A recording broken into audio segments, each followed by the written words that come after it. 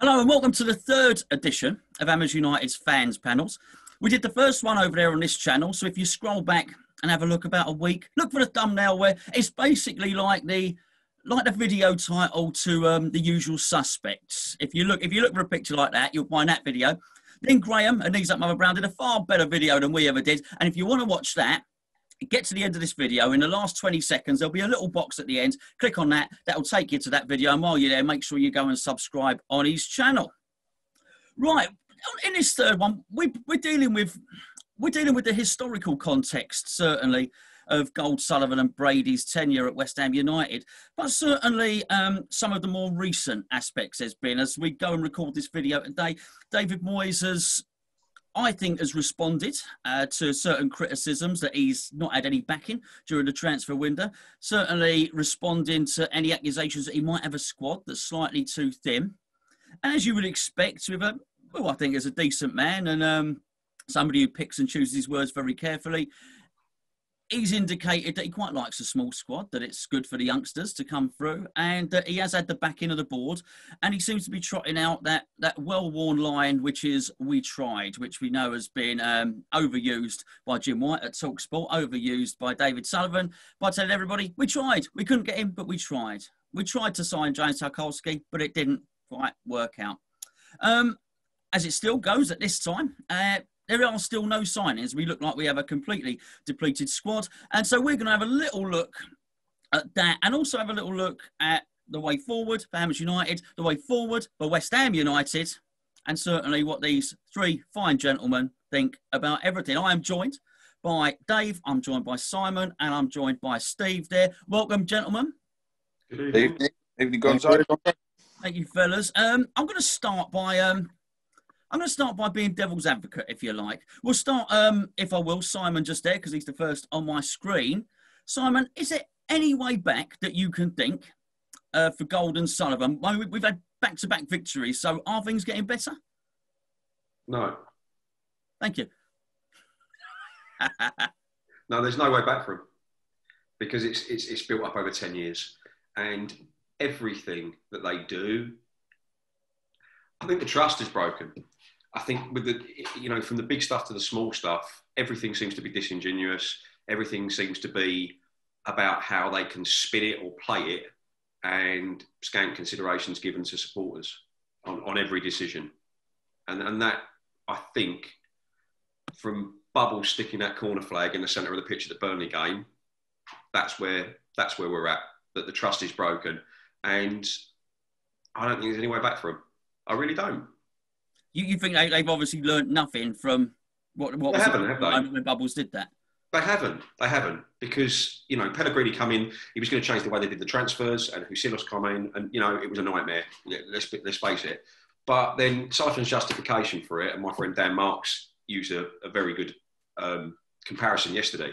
Sullivan's saying, we tried a director of football, it didn't work, is akin to saying, I read a book once, didn't like it, not going to read any more books. And that's what you're dealing with Sullivan. So he wants to do this. He wants to get in and he wants to dip in. And if we keep doing it the way we're doing it, you end up with Jack Wilshere on 3-year contracts that you have to pay off, and nothing's really changed. And the problem with it is all the reasons for moving and whatever you think of the stadium was supposed to insulate us from this kind of thing. And in 4 years there, it hasn't. We've been pretty much fighting relegation in the 4 years we've been there. It hasn't worked.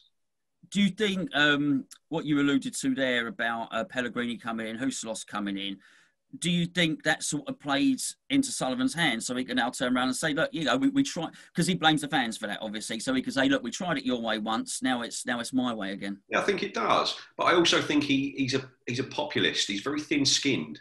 So he wants a popular, skinny tie, Bilic type manager. That's what he really wants. He wanted to give that a go, which was why Moyes wasn't extended at the end of his fairly good, I thought Moyes did all right the first time.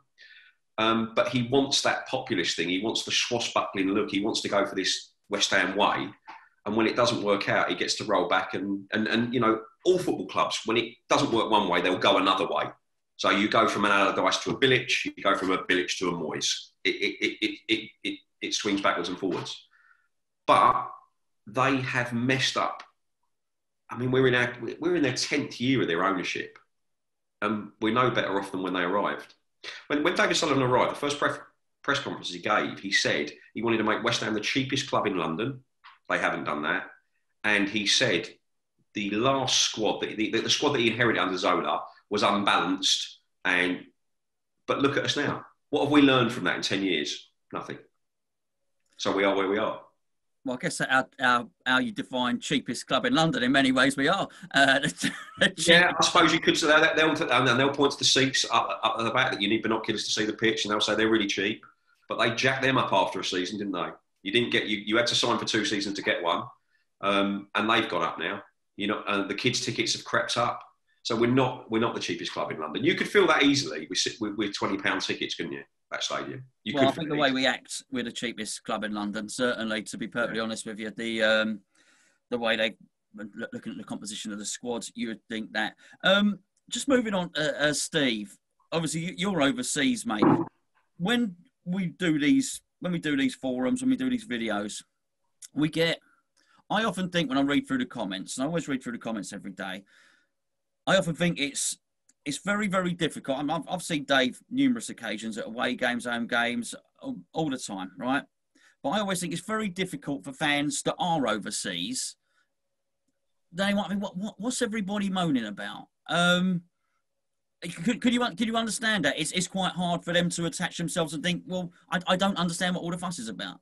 I'm not sure how I can speak for the people living overseas or even in Oslo. I meet a couple of Ammers here and that, but it's more the mates I see when I visit back or people talking online on the forums where I hear mostly their opinions. The Scandinavian Hammers, who are regulars, there's always, every time I've been visiting England and before all this nonsense with COVID, Ryanair, Oslo Stansted is pretty cheap. So it was possible to visit quite often without breaking the bank. But there's lots of Scandinavian Hammers that are always going. And I think there's a split there, like everywhere. Like some are really not happy, but they can't stop going. They're addicted as much as the natives, like us. Where no matter how bad it gets, no matter how much you get pissed off with the situation, you still want to go. You still want to be involved somehow, hoping it's going to be something good. And of course, that's what our owners have been preying on, that kind of addiction. What a customer base. But so I can only speak personally, Gonzo. I'm not from East London, but I'm from Lane. I grew up in Leyden. That's an East End overspill town. Everyone was West Ham. I know from Tross you've done the hard yards, mate. Don't worry about that. Yeah, for sure. So I mean, I fell in love with it. It's what is it all about? What did we fall in love with? Back in, like say, when you started going. When I started going in the 80s, it was the last of what I call the real football. The terraces, up close, especially at Upton Park, up close. We loved it, and even if we weren't doing well, even if we were getting relegated, there was a die-hard, at least 15,000 absolute hardcore who would keep going, even in the worst times in the 80s, where a lot of people were a bit dubious whether they wanted to go. But it was that die-hard love of that game that where you really felt part of it. You really felt part of the experience. Now, you were asking, this was based on the first question you put to us, is there any way back for the owners? Yep. It only in a realm of fantasy, where you can fantasize that Sullivan has like a near-death experience, literally a road to Damascus moment, like, I don't know, near-death, and some proper old school West Ham fan saves his life. And he's like, oh, fucking, what am I doing? Hoarding my billions so my kids don't have to work. Because that's what he's doing. That's what he said. He's been quoted as saying when it comes to that investing and that, it's like, well, I'm not going to spend my kids' inheritance on this, which I can understand. I don't want him to blow all his fucking wealth. But like, when he throws crossed hammer signs all the time for the cameras, he says he's a West Ham fan. It's like, okay, let's go with that. Let's just go with that. If you're a West Ham fan, the last thing you're really thinking of is earning from the club. Like West Ham fans, statistically, 99.99999% of them don't earn a bean. They are blowing a lot of their hard-earned disposable income without a thought of recompense. So now, for him to get it back, you've got to think, what's he got rid of? He's broken so much of that old community spirit, so much of the love of what we were proud. It was like a working class club. We weren't some snooty lot. And that's what we loved about ourselves, about our identity. and which is why, you know, London on the badge. Instead of, if you're going to have something East London, it was always, the rest of London looked down on us, except for our honorary hammers from North, South, West London. But the general idea was like West End, East End, you know, they're shit, you know. For centuries, you know, for over a century, that's the idea of East London. So we've enjoyed that. Okay, yeah, that's where we are, but we've got our pride in our community, and we like the way we do things. That's the identity that he's destroyed. And how can he get it back after destroying it? Because I don't think he's aware he's destroyed it. Like the disconnect. As much as we moaned about like the Brown era and the Kearns, now, with hindsight, relatively speaking to how it is now, we realise, fucking hell, that was really close with the club. We thought we were disconnected then. But like this now. So the only way he can reconnect is to listen, and he'd have to spend a bloody fortune.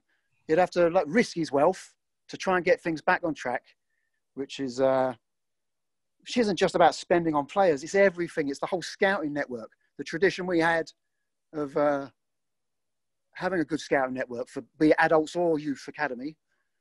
We could be proud of that. We could be proud of that in our identity as well, how we would bring up youth and that. And God, I'm rambling now just to say everything they've damaged. But the other thing is the stadium thing. When I was talking earlier, falling in love with the 80s, where you're so close. And I go back to the original deal, moving. And this is the least likely to be, this is the most difficult thing to fix of all the easy fixes, but it is the stadium.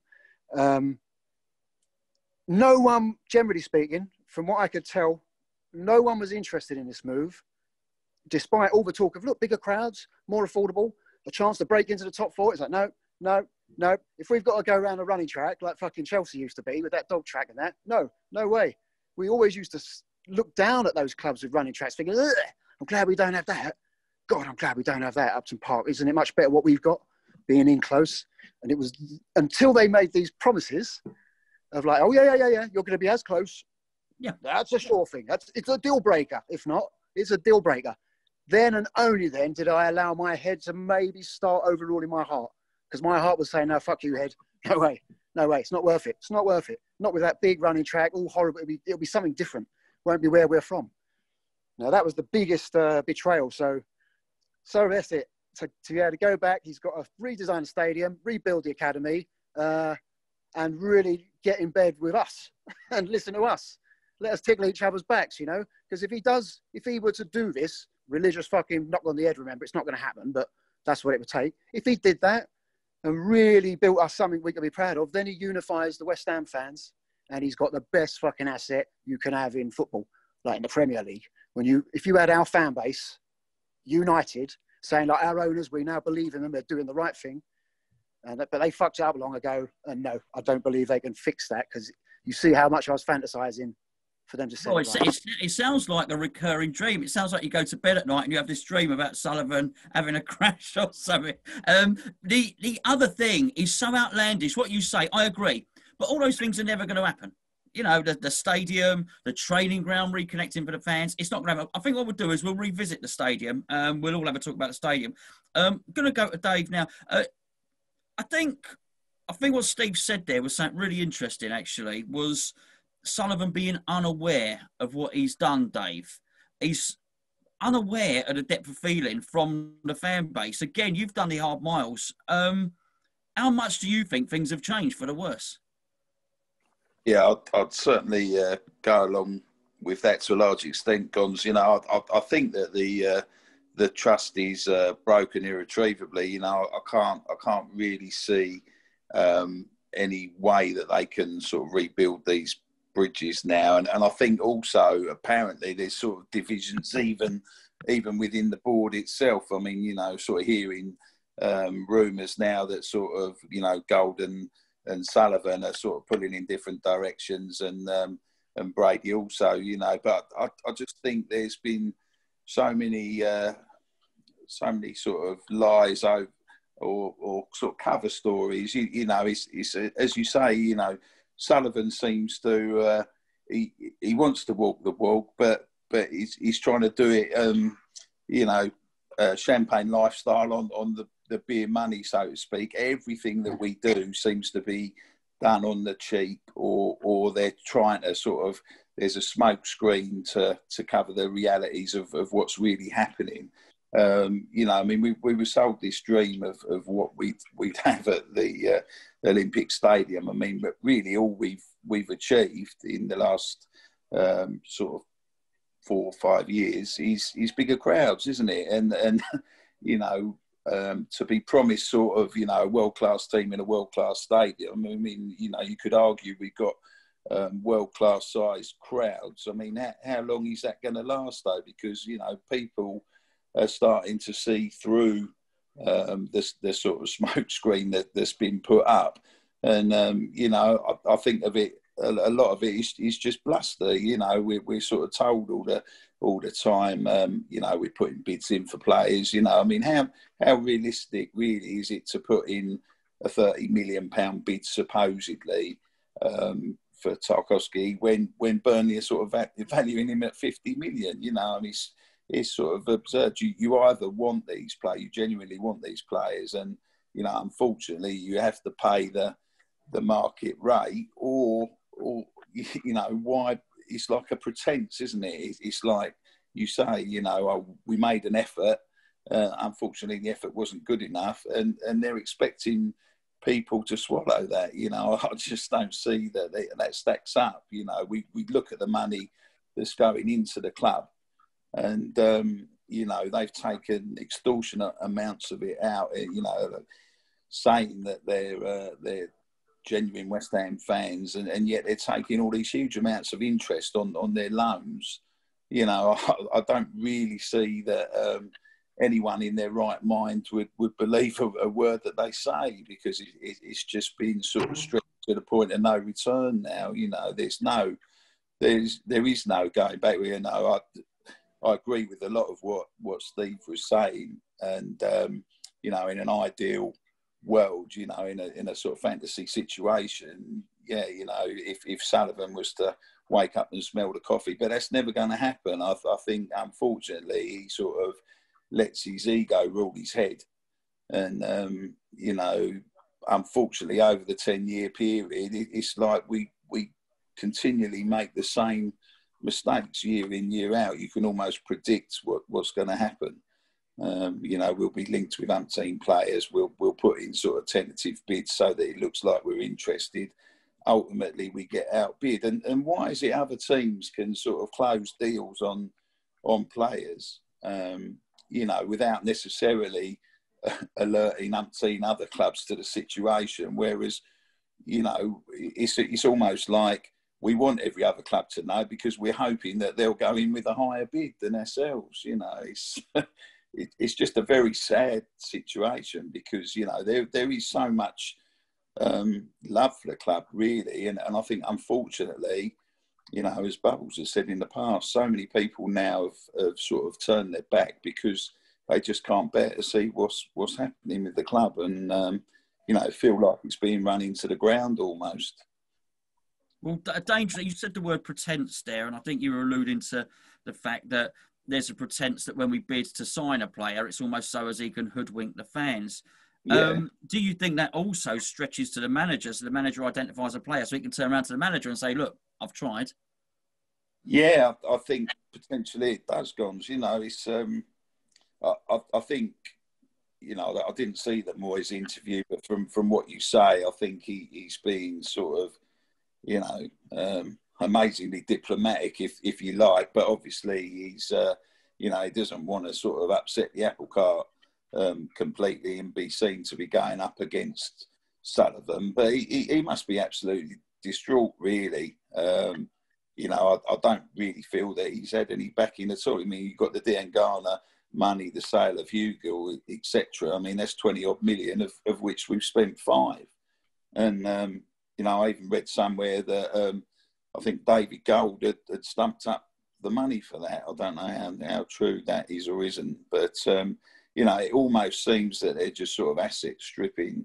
You know, they've got a youth team player that they've nurtured for the last 10 years, offloaded him for sort of 18 million quid, which, you know, I think balancing the books seems to be, you know, obviously what they're sort of aiming for, and also lowering the wage bill, because, you know, where they're getting shot of sort of Anderson. I know he hasn't really performed, but the trouble is the squad's so sort of paper thin now, you know, unless they're going to get replacements in. And yet, you know, the names being bandied around, the people like Craig Dawson, you know, Steve Cook, I did hear mentioned today from Bournemouth, and I think Josh King's been mentioned, but it doesn't really fit in with, you know, what Moyes has said previously about the sort of young, hungry players. You know, I mean, I know Suchek. He reiterated, sorry, I didn't tell you that before. He reiterated that today. He said about young players. Yeah. You know, I don't know that Steve Cook sort of fits the bit. And they were even talking about Mandzukic, was it, as the strike, you know, the 34-year-old Croatian striker. You know, I mean, I'm sure he could probably do a worthwhile job for a year or two compared to sort of the Zazas and one or two others that we've had. But, you know, ideally, we want to be going along the lines of sort of Bowen.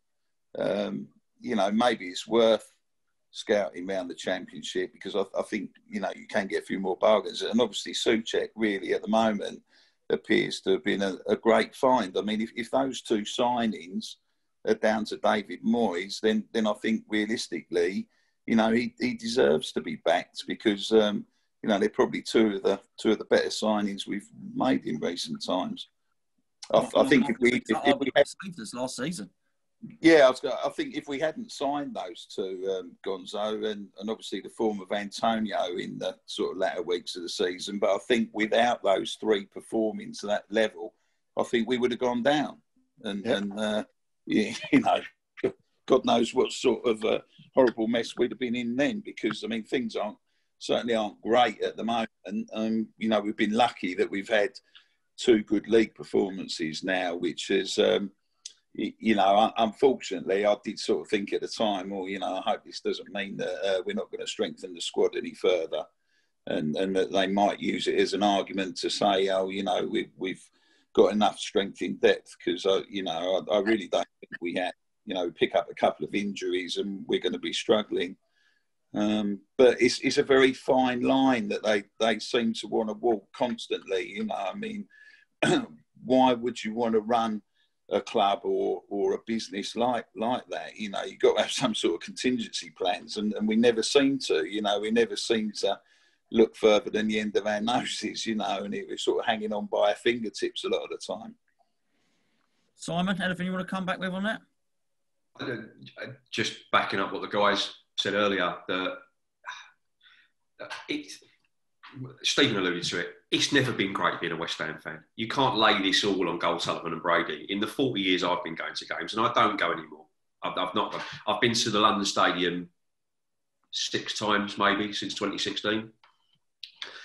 It was for me the South Bank, the tight South Bank, the lights, the tight. You know, when I was taken at 9 years old to my first game, it was the experience. We got beat by Arsenal in my first game, but I was hooked for life. Didn't matter. Yeah. The problem about stuff like that, and where we've always had problems with our owners going back through the Kearns. I remember. Everybody remember Peter Story standing up on the table in Central or in the Denmark about the bond scheme and trying to justify the bond scheme. Yeah. So when the bond scheme was 90, I was 20 years old then. So West Ham was everything I lived and breathed. Home and, you know, I'm joining the army, home and away was going. But the thing was about West Ham, we cut our cloth accordingly. So we'd have a couple of good players, but they never overpromised, even though we wanted more. And the problem that we used to have with the owners in the old days was when we got to the level where we started to challenge a little bit, the 80-81 promotion side, come back to the first division and set it on fire, if everybody remembered. The 85-86 side, they never built on it. That was the problem we had with the owners then, that it was always a little bit more. And when we got what we got, we should be grateful for it. And then we went back down to being shit again. Now, this lot continually overpromise and underdeliver. From the big stuff to players to the tiny little stuff to keeping supporters on side. And if you want an example, and it seems like a little example in, you know, London on the Badger, stuff like that. When the bowling ground was bulldozed, they said that we couldn't have our bricks back from the wall. They just went carte blanche out and said, you can't have them. We're going to put you a new stone at the new place, but that's just not possible. The demolitions company are just going to knock it all down. And the first thing that the developers that were taking the stadium down did was said, well, this is a lovely wall. Should we take this down brick by brick? And they offered it, and we got it. But they didn't, and that's the kind of fan engagement that you don't get from this lot. And that's it. And you feel like you've been marginalised out of it. And all the street traders, do you remember the Iron Men film where all the sweet sellers and the street traders and the rib man, they were all asking what was going to happen to them. But, you know, David Gold's leaning out the window, we'll sort you all out. It's all going to be okay. And they didn't. They left them high and dry. And now that match day experience is, how quick do I get there? Do I get off the train at Stratford? And then once I'm on that Olympic Park, I'm trapped. I'm trapped paying high prices. There's nowhere to meet my mates to have a beer. I don't drink, but there's nowhere like that. You've got to walk. It's an effort. It's an absolute effort. And it shows that it's like we are moving here by hook or by crook, and you're going to put up with it. Now, there's a lot to be said that if we'd won more games there than we'd lost in the last 4 years, that you could iron over a few of the creases with the stadium, because it's not perfect, but I've seen it rock. So there's maybe some little fixes there. And the other thing is, they've not built it for middle-aged men like me. When I take my kid there, and she's 11, she loves the new stadium. So maybe with a bit of improvement, they can make it work. My hope is eventually we'll own it, pretty much knock it down, dig down and start again and close it in and get rid of the athletics bit, eventually. So I think there's a little bit of work that we could do there. And I don't think you can kiss goodbye to this. I don't think we could just write this off because of Sullivan. Like you said, it would take an absolute act of God or an epiphany for him to come back round now. But it's the little stuff. It's the intimation. There was a thing on the official site about, lots of you have asked us about leaving your season ticket money in the club. I bet nobody asked about that. It's the way they spin it out all the time. And there's so little trust with them anymore. That's the problem. So when they talk about the big stuff, you're like, I mean, I didn't believe that moving to was going to get us Champions League football. I never believed that. 40 years would suggest trending, if you were to trend the last 40 years, that there's going to be a tall order to break that 60,000 week in, week out. But what you do have to ask is the extra revenue that the stadium moves brought on a match day, it hasn't insulated us from anything. We've gone into COVID the same as all the other clubs. We've lost the support the same as all the other clubs. But we knew we were skint in January. We knew that Souček and his mate from Slavia Prague, they're pretty much our summer signings. Everybody knew where this was going, and nobody wants to answer why. But Sullivan can say he's depressed all he likes, but he's got some questions to answer, and he continually fails to answer them. He comes out and he says, I'm doing my best. If that's your best after 10 years, mate, you need to pack up. Well, seriously. I think the best is good enough. We had somebody on the channel, a guy called Kieran Maguire, and he is a professor of economics at a university up in Merseyside. Very, very, he knows his numbers and he studies football. And we came on and we asked him some questions. We asked, how much additional revenue does the Olympic Stadium make for West Ham? And without batting an eyelid, because he's got no particular connection with West Ham, he just answered the question off the balance sheet. He said £2.9 million a year. So what? He said you basically earn £2.9 million a year more for your move to the Olympic Stadium. And I mean, I think that speaks volumes. And what you said, Simon, is before we go on to Steve there, you gave you told us the story about David Gold. He was in a car, wasn't he? And he got out at Green Street and he said about the sellers exactly what you said. Oh no, the burger guy will be there and the scarf seller and the pin badges, they'll all be there. And I always feel with them, they're like a child. They'll say whatever needs to be said to get through the moment. Just to get it, just so they can get out of the room or get the chocolate from the fridge or whatever the case may be. They'll do whatever, and that is, and they've not managed to shift that, and it ain't going to go now, not at their age, certainly. And anything you wanted to add to anything the fellas said, Steve? God, it's all tied up with so much that there's so much to say about everything. But well, with the window and that, and let's see what they're going to do. We got Bowen, Souček, and Kufal recently. Bowen and Souček, January. Souček confirmed in the summer, but yeah, we got them two in January, and the new lad just now, who looks good. But to be fair, I suppose we have to wait till the 16th of October before we can really pass judgment, because we got Bowen from the Championship. Now, personally, I don't think there's good players down there, but you know what? We hit jackpot with Bowen. Out of all the Championship players, undoubtedly. We've done well to get him, because he's by far the best. Look at, I think, out of all the top two divisions across Europe, I think I read that in the last 18 months, only Messi and Aguero have scored more than him. And remember, he played as a winger, cutting in most of the time. So I know it's only a Championship, but as a winger, he's been banging in goals. Could he step up? It seems he has stepped up. He's come here and it seems like he's just getting into it now. And what we saw recently is typical of what he's been doing the last couple of years. So, but maybe there's a few more decent players that won't cost a fortune down there, because for all the criticism that, you know, we can raise about, you're not backing the manager, you're not spending enough, and this is cheap, that's cheap. I'm thinking, hang on, I don't want to get too much into that, because look at the players that were on the bench. It was all the expensive players that were on the bench in the end of last season when we rescued ourselves, and it seems like we're Newcastle aside and Everton, we're continuing what we finished last season. And yeah, the expensive boys, you're on the bench. Sorry, it's these guys that don't cost as much that are getting on. So, and that's the point. Like, we don't need to spend a fortune. And to be honest, I'd be more proud to find McAvenny types, Devonshire types, so we could say to the rich clubs, "Oh well, yeah, you bought success, like just flash cash, but we've got a good scouts who know what they're looking for." And that's what we really need more. I'm hoping there's some form of scouting going on in the lower divisions that isn't just too slap shot, but like not necessarily spending a fortune. We might find some bargains there, like, and if not in the Championship, abroad in another check signing. But yeah, 16th of October, we'll see where we really are. Right now, we are bloody paper thin. We're going to rely on injury-free season, which is so. It doesn't happen. It only happened once in 85, 86. That's what helped us. That helped a big part of how we did so well. We only used about 13, 14 players all season. But like, that's almost what we're going to have to do this season if it carries on like this. Well, before I go to Tross, Steve, let's say we sign two players, half decent players. Two more players. Dave mentioned Josh King. So let's say we get Josh King, who would be a good signing, I think, for us, and one other. Does that paper over the cracks? Does that in some way appease a lot of the fan base?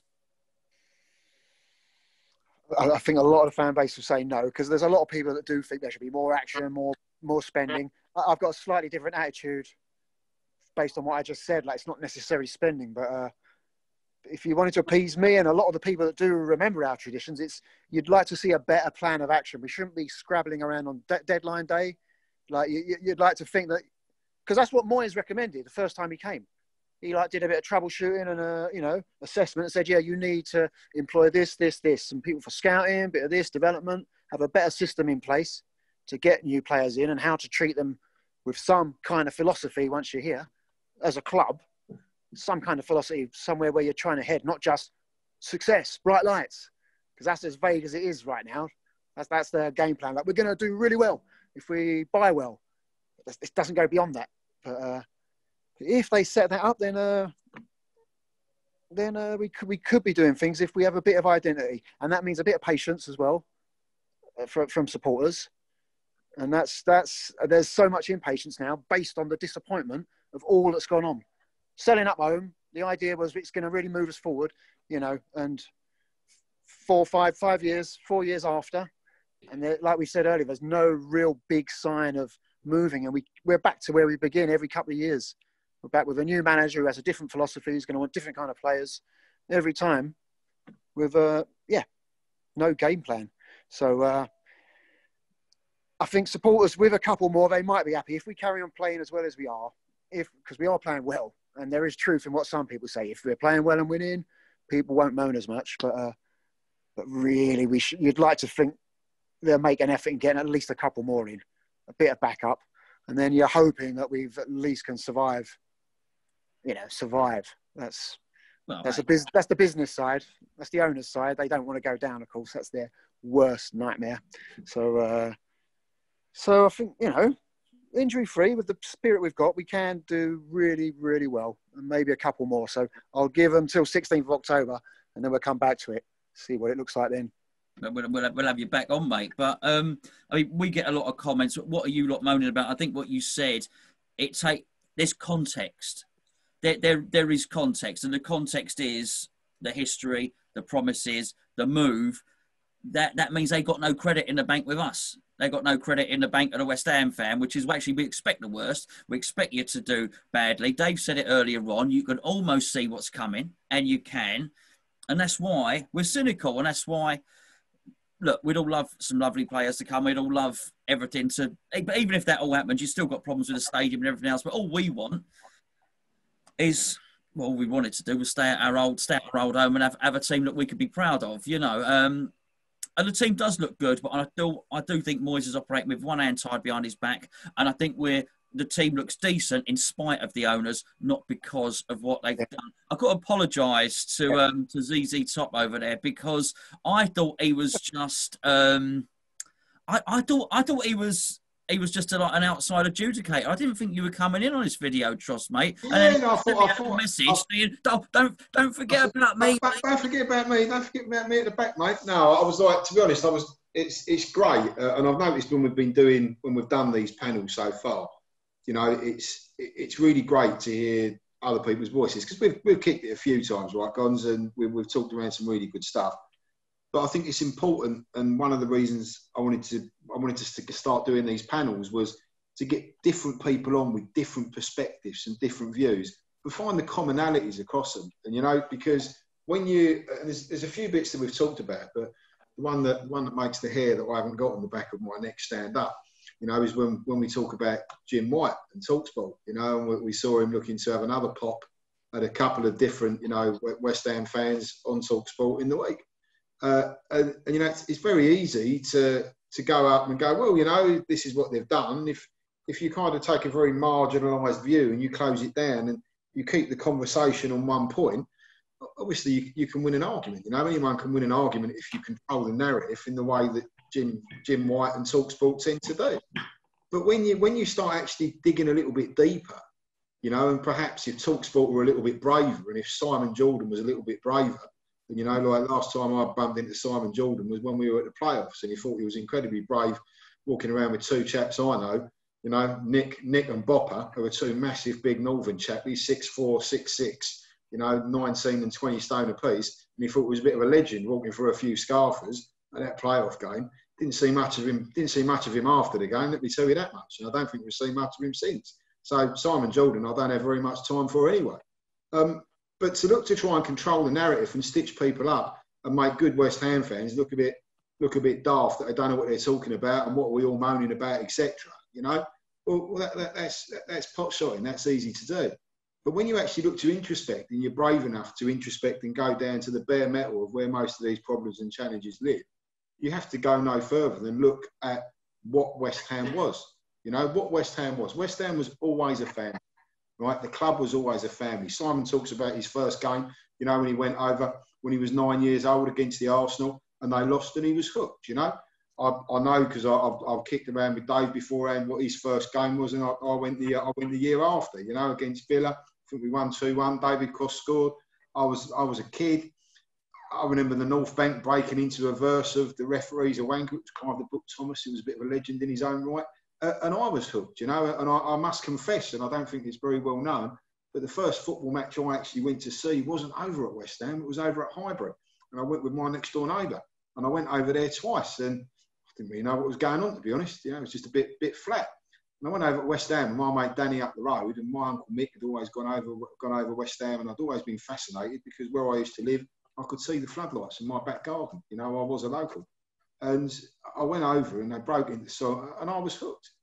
And when I went to my first game, it was just me and my mate Danny that went. And it wasn't, I think they'd just put up the new family enclosure. It was still quite new over the top of the chicken run. And it was just the two of us went, two lads, you know, and we was like 8 and 9, I think, at the time when we went. And I'm like, could you imagine there an 8 and a 9-year-old walking over to go and watch a game? Would you feel comfortable with an 8 and a 9-year-old kid making their way to go to Stratford over the Olympic Stadium? It's just miles apart. And don't get me wrong, I'm not looking to romanticise it because I recognise that the game's moved on in many respects. But what West Ham always had, the generations before me, my dad, when he went to West Ham, my dad's Irish, right? My man came over here from Ireland, and he started going to wherever there was a home game. So he went to Orient if they were at home, he went to Tottenham if they were at home, he went to West Ham if they were at home. Fell in love with West Ham, it's where we live, and was a West Ham fan. And the West Ham family embraced him. You know, they embraced him. They embraced him, and they embraced my Uncle Mick. And my Uncle Mick went for years, you know, and I remember when I used to go with him, he used to take a milk crate into the North Bank for me at first, and I stood on a milk crate in the North Bank, and it was great, and I don't know him needed it more because you'd have looked like a giant stood next to my Uncle Mick. Gonzo, I've got to tell you, you know, he wasn't the tallest man. But it's, you know, is that whole culture, everybody kind of knew everybody, that tight-knit family club that we were, through a series of not great owners. I don't think anyone would say, you know, you go, the Pratts, the Kearns, the Browns, you know, the ownership, was it ever great? Did football fans really ever love their owners? You know, well, probably now with the exception of City, you know, and despite all the money, the setup that those guys have got up there and the way that they treat their fans, fan engagement for them is actually really, really good. You know, they listen to their fans, they let their fans have an open forum, and they've got that solid engagement model.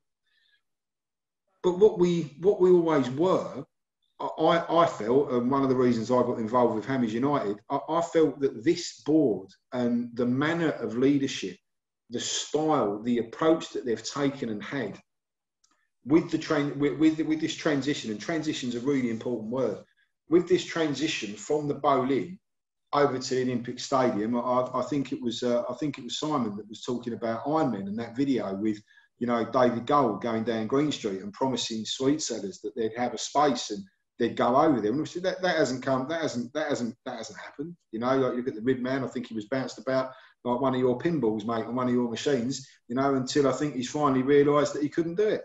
I know a couple of people over there that have looked to take concessions. You know, Pie Mash guy, you know, looked to take a concession, then he tried it again over in Westfield. The catering company that you've got in play, the third parties, the way it's set up, it's a huge financial commitment. You may have noticed that there's a number of changes. It's never the same concession, you know. It's a bit like the old Nescafe advert, isn't it? You know, how many beans up? What have we got now? They're all gone. They've disappeared again. That's not a great mime to do, mate. Yeah, I had to go, mate. I had to go. I don't sign. It's about as good as I get, you know. But it's just not. It's a failed transition. And you look at the leadership and what they've done and the price they've paid. Couple of the guys mentioned, you know, that they're kind of aloof, that they're detached. We don't think they know what's going on. And I think they're so apparent that they are so detached. It's as if, now I've challenged the club a number of times and I'm still waiting for a response to share with me what their vision is for West Ham. You know, we heard an awful lot of talk and an awful lot of chat, and I'm sure all of us that went over when we decided and we'd go and have the conversation and we'd stroll around shiny, superficially clean Westfield and go and sit down in that little shop and have our West Ham experience, you know, and see Ray come on and go, right, lads, this is what we're going to do. We're going to move this great stadium. It's going to be terrific. Right? And we're like, okay, we'll see where we go. And now let's stand up and have a picture. I was with my brother and my sister-in-law, and we stood up and we had a picture, and you're doing all those bits, and it all seemed great. And it was like, yeah, this is going to be brilliant. This is going to be terrific. What can it be like?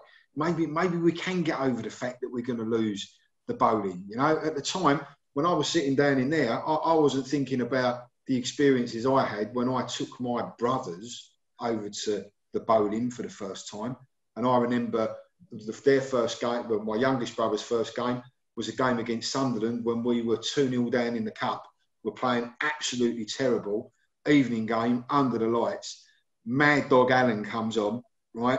He ran like an absolute maniac, picks the ball up, hits the ball from about 160 yards out, screamer, top bins, 2-1, picks it up again, bends to the left, bends to the right. I think he was falling over. It looks good. It's another one.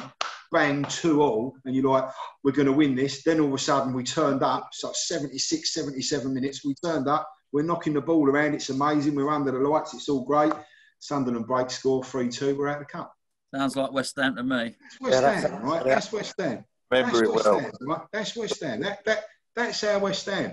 My brother come out. He wasn't like, oh no, we lost. It was terrible. It was great. He was like, man, that was brilliant. When he was great, we did, and that's what we've always loved. We've always loved the characters that we've had, part of our identity, our players running up into the crowd and knowing that you can relate to them. They're you, you're them. You know, we're a family, we're one club, we're all pulled together. And you look at how that has been stripped back, sanitised. Horrendously. Sanitised. What's happened to that experience when we've gone over? We talk about fan engagement and we talk about fan experience. Where we've gone over, somewhere along the line, this vision that I've asked, give me the vision of where we're going, who we are, what we're supposed to be. What's the next 10 years of this club going to look like, right? And I'll roundabout bring this back into the point about, is there a way back, right? Well, it's a very, very simple question for me, and it has been for years. It's the same question. Change or leave. Either you change or you leave.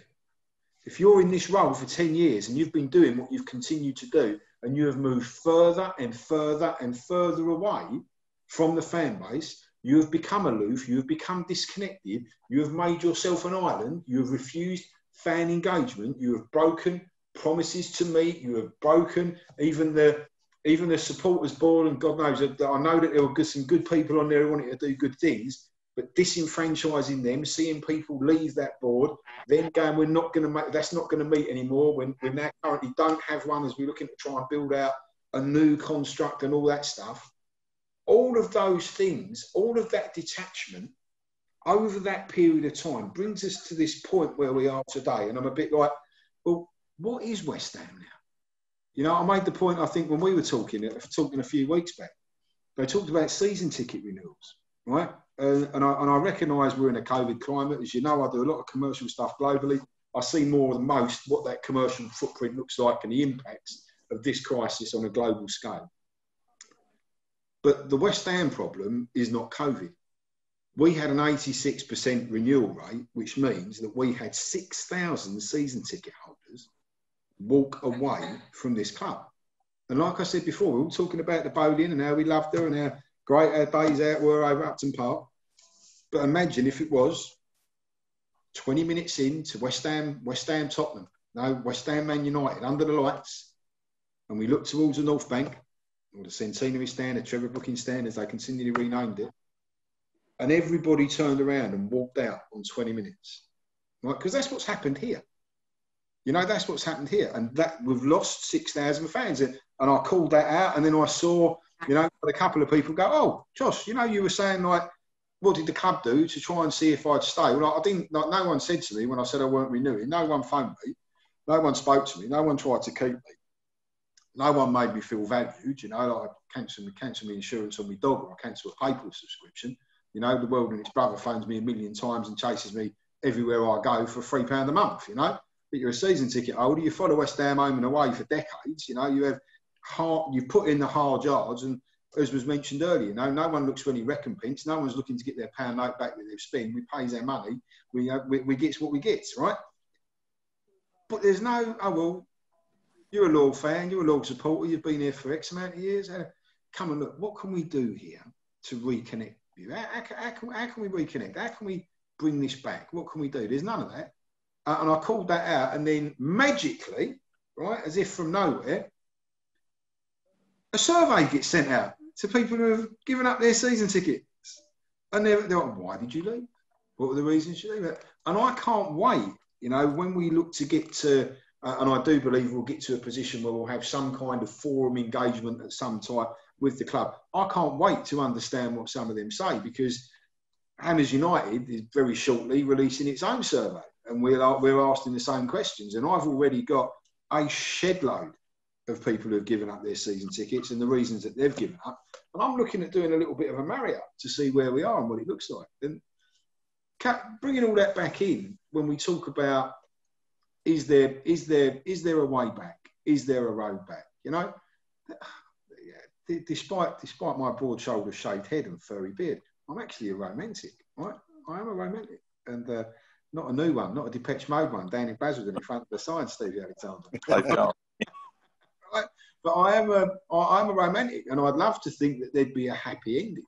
You know, I'd love to think there'd be a happy ending, but I'm also a realist. And as a realist, I look at it and think, where's the change? You know, where's the change? It's almost like one of those terribly unhappy marriages, right? Where over a series of time, people have grown apart and they've grown apart. And at the beginning, was there ever love? Well, no, they positioned themselves as saviours. I don't think there was ever love. I don't really think in general, most football fans everywhere love their boards anyway. You know, I think it would be wrong to say that. But, you know, there was a relationship. And over the decade, that relationship has it's been driven further and further and further apart. And, you know, I think if you look at the three, if you like, you'd say, you know, David Gold was a West Ham fan, and I still can't believe that the vision that he would have had for us moving over to the Olympic Stadium when he was looking out from the exec lounges at the front and the balcony at the Boleyn. I can't believe this is what he's ever wanted. I'm not saying he's not culpable. I'm not saying that he's not responsible for where we are. He's a bondholder and he's remained quiet. So you're guilty as charged in that respect. But I can't believe that this was ever his vision. You know, I can't. And I look at the position that we're in, and I think there's so much water under the bridge. I can't see how this is even sustainable. Never mind in a position to be able to turn it around and bring it back on. And I think it'd take, you know, I've been to Damascus, I've been down that road, I've done it a few times, and I don't think I'm going to see David Sullivan on it. I just don't, you know. And I look at how it stands and I think, what would I do? And I think that's the next logical bit, because as it stands at the minute, do I think it's redeemable?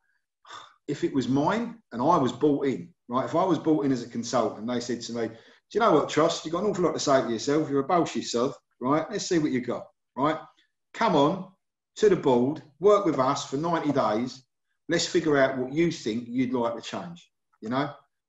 The first thing I'd do, I'd have to ask Karen Brady to step aside. You know, I'd have to ask her to step aside, because I don't believe, based on the promises that have been made for how we're operated and run as a football club, that she's delivered against any of the expectations that the fan base has that she's set, nor do I believe that we are a successful business. I don't believe that the way we've operated has led us to become a successful business. You know, and there's an awful lot of talk, as we've all heard, and you know, everyone's, as Dave mentioned earlier, there's rumours abundance. You know, I'm sure all of us have got about 40 different stories from about 160 different people about who's buying us, why they're buying us, how they're buying us, what it's going to look like when we move forward. But if I was coming in and I was looking to engage in a capacity to think, right, you know, let's open the books, let's look at the books and see how we've been run and what we've done. You know, even from a distance, I can see there's no pot of gold that's been created by this amazing marketing vision where people mentioned that, you know, we'd drive forward with one eye on the past and one eye on the future, and we'd connect in the middle, you know, and how Karen had this vision of rebranding us and making us this great organisation. What is putting London on the badge achieved for this club? You know, what has that move achieved for this club? As you said, Kieran Maguire, I've got a lot of time for. You know that a few of the guys on our committee have got very good open communication channels with him. You know, and for that kind of money, you know, well, we can't keep our youth players. We're talking about at the minute again after getting rid of Grady. You know, we've also bounced Josh Cullen, and the rumours, if they're to be believed, that we're looking at Ben Armour and we're looking at bringing him in. And I'm like, well, that's kind of a creative kind of midfielder with a bit of flair for 20 odd million, after getting rid of a creative goal scoring midfielder for 16 million and letting a lad who's homegrown again go off the books and bounced him out. And I just don't get it, you know. Like we're the academy, and like Nobody's obviously a tremendous academy product, you know. Declan, you know, love him, great guy, solid pro, real grafter, you know, came into the academy from Chelsea. You know, we nabbed him at 14, you know, and we all wonder how long he'll be with us in this current setup, you know. And it reminds me, I remember having a conversation many moons ago with Joe Cole, of all people, right? And, you know, I remember having a conversation with Joe, and the conversation at the time was, something along the lines, I sat down at the time in front of the old board and said, you know, help build a team around me because I don't ever want to leave West Ham. You know, I love it here, I don't ever want to leave West Ham. And that didn't happen. You know, that didn't happen. Now, if you're Declan all these years later, well, how do you keep someone like Declan Rice? You know, Declan Rice could be your next Bobby Moore. You know, and if I take all of my love and associations with West Ham off the table for a minute, right? And I'd done a commercial cap. I think, what would that be worth? The next captain of England is the captain of my club. You know, at this new iconic London stadium. What could I make for it? Well, if I was that way inclined, and I'd be bending over backwards to keep Declan Rice. And I'd be thinking, how can we build a team around Declan Rice? What do we need to do to re-establish? How can we bring these young flair players in? How can we generate the revenue to make that happen? How can we make West Ham commercially a success at that stadium? What do we need to do to make it happen? You know, we start lots of conversations about, you know, knocking the stadium down, buying the stadium down, keeping the stadium. In a few years, they'll sell, and what they'll do. Well, the reality, and a lot of people, it's an oversight by a lot of people, that stadium, when eventually it will come up for sale, if it does come up for sale, will go to public bid, right? That is a government asset. LS 185 are an entity that are put together to manage what is ultimately a government asset, right? So who's going to buy the stadium? Well, we don't know because they have to go through a big process. So that's a bit interesting for anyone who's looking to buy it. And sometimes we get a bit carried away with wanting to buy and own our stadium. If you go globally across football, renting stadiums is actually the norm, you know? But it's making them fit for purpose. And as Steve was saying, that piece with the seats, you know, the love for the Boleyn, when you're at Upton Park, we talk about under lights, but any games, you know, I'm sure we were all there. I was there. I don't know, Skerritt, I think I might have been there with you. When the chicken run passed the inflatable sheep to Vinnie Jones after he called out and said he was going to play for Wales. Do you remember? Right? Yeah, that's about the same. Vinnie, there's a sheep, you know. It wasn't a case of they were so close you could almost touch them, yeah? You could touch them. Yeah, that kind of bet. And we're not saying that you should touch players on the pitch and all that sort of stuff, but the intensity of that atmosphere. Any player that you talk to that played from an away team that came to Upton Park hated coming to Upton Park. They hated coming to the Boleyn because it was so intense, because the crowd were right on you and the atmosphere would be right on you. I'm not romanticising it and saying, you know, the atmosphere at the Boleyn when we left was the same as it was in 1985 when we were pushing. You know, I'm not, right, because that would be wrong. But it was still there and it was still salvageable. And I still think one of the biggest mistakes made, and perhaps COVID gives us an opportunity to address it where everyone's out of the stadium, is the transition itself for me was a massive failure. How hard would it have been to go out and go, right, do you know what? When we move to this new stadium, we want to bring the atmosphere back and we're going to create a proper home end, right? We're going to have a section where people who want to go with their mate, and we know we can't bring standing back, but we're going to have a proper home end. It's where they're going to sing, it's where we're going to make noise, it's what we're going to create. We're going to bring that atmosphere back in, you know? And on that Iron Man documentary that Simon mentioned, something else that David Gold said beforehand was, yeah, you know, I want to bring new people into football. Well, I've not got a problem with that. I want to bring new people into football. I coach kids football. I'm involved in grassroots football. I'm all about bringing new people into football. It's how we keep the game alive, you know? And I'm all about bringing new people into West Ham. That's great too. But how hard would it have been in a stadium where the capacity was going up by the size that it was going up to go, do you know what? This is going to be an area where we're going to look to bring new people. And every stand, we'll look to bring some new fans into these bits so they can understand what being West Ham's about. And we'll put them on a path. We'll put them on a trajectory, you know? But all this stuff doesn't get considered, does it? It's never been given any thought. Well, let's go on to the stadium. We'll go to Dave. I mean, just on what you said there, Tross, I always thought there was two things they could have done. Number one, not do that extra seat that you can buy for somebody else. So basically, move people en masse. So if you were to Bobby Moore lower and there was a block of 100 people, say to them, look, we're going to give you 50 quid off your season ticket. We want to move you as a block. So the person you sat next to, you still sat next to, so we get the song. How old would that have been, mate? How old would that have been? Well, particularly in this day and age with computers and everything, easy, right?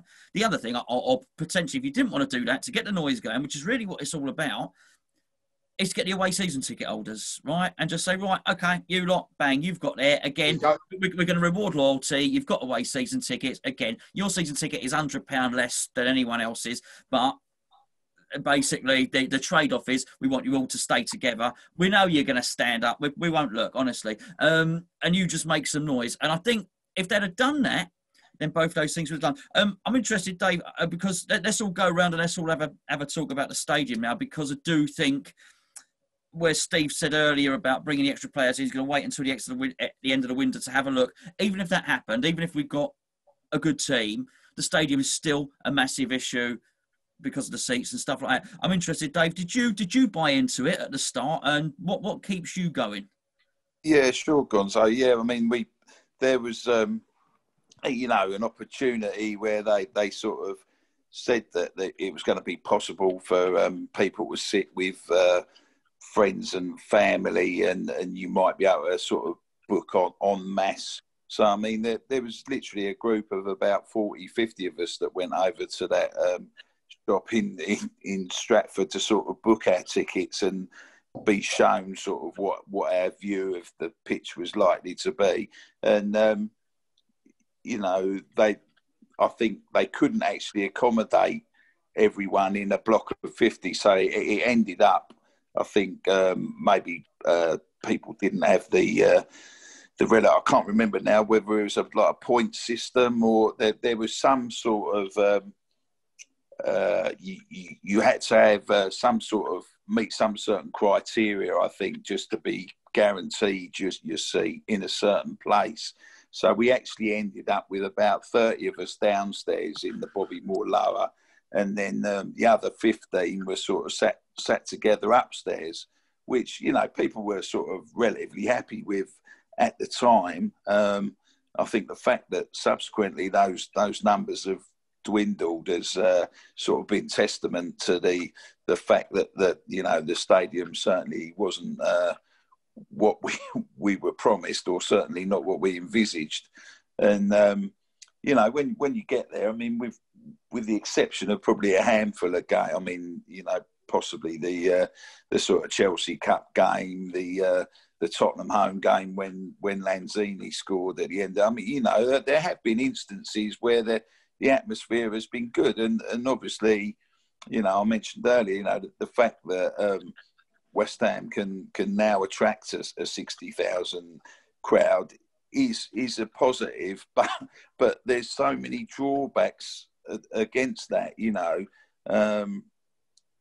don't feel really that you're part of something as you did at Upton Park. You felt like you were part of the family. The fact that you were sort of close to the pitch, and your mates invariably could sort of stand or sit with, certainly with the terracing, it was possible for everyone to stand together with their mates. And I think that did create the atmosphere. It's interesting what you were saying about ways they could have improved the transition, which I think, Karen said was the smoothest migration in history. I think she alluded to at the time. And that is up there in Nescafe mime. Simon's doing a Nescafe mime, I noticed.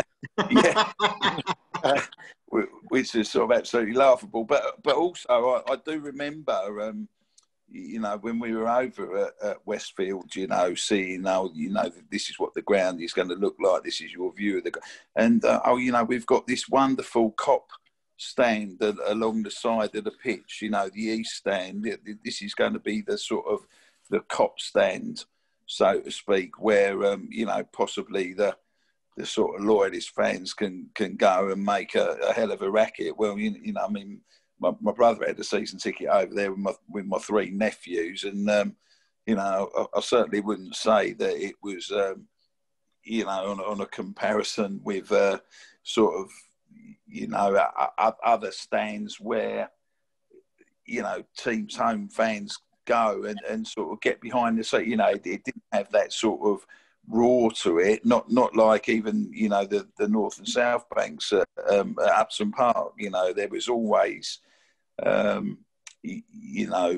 probably with the exception of the latter years, I think you could argue that the atmosphere wasn't always sort of fantastic, but certainly my early memories of West Ham. You know, the atmosphere was very much what drew you in. You know, it's interesting what you were saying, Tross, about your brother and the fact that he went to that Sunderland game and sort of came out, you know, buzzing really. He'd seen a exciting game and, you know, great atmosphere and everything. And yet, you know, as we were used to, and as, you know, sadly we're still used to, despite being promised otherwise, you know, West Ham invariably let us down at the final hurdle. But it was our West Ham then. That was the difference. It was our club then, whereas I think we feel now that the club's been sort of taken away from us. And, you know, as you say, there's this sort of huge disconnect between the board who seem to think, you know, that they're going about things in the right way. I can't really believe that that's the case. You know, as Gonzo said, I can't really, or I think you, Tross, actually, but can't really believe that this would have been David Gold's vision of what he wanted when we left Upton Park. You know, if realistically, if this is the best they can do, you know, we'd have been far better off staying put.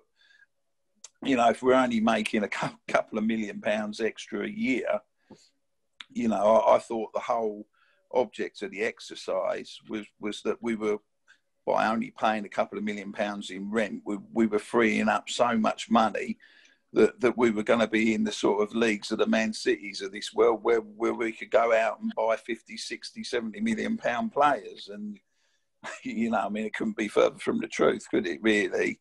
Having said that, you know, I can see where Steve's coming from, because if we can go out and pick a few players at a sort of bargain price and you know, they sort of hit the levels that sort of Bowen and Souček have, then, you know, I think we can still take pride in that sort of thing. But I don't know, it's come at a very big price for me, and I don't really know if that price is worth paying. That's why, you know, I can understand why people have walked away. I mean, it saddens me, and I'm very reluctant to walk away myself, because West Ham's a social thing for me as much as anything else. You know, I think, you know, I always feel, you know, that I'm going to miss out on something. I think because West Ham are always capable of surprising us at the best of times. You know, I don't think anyone saw the last couple of league results coming, you know. So, I mean, they're still capable of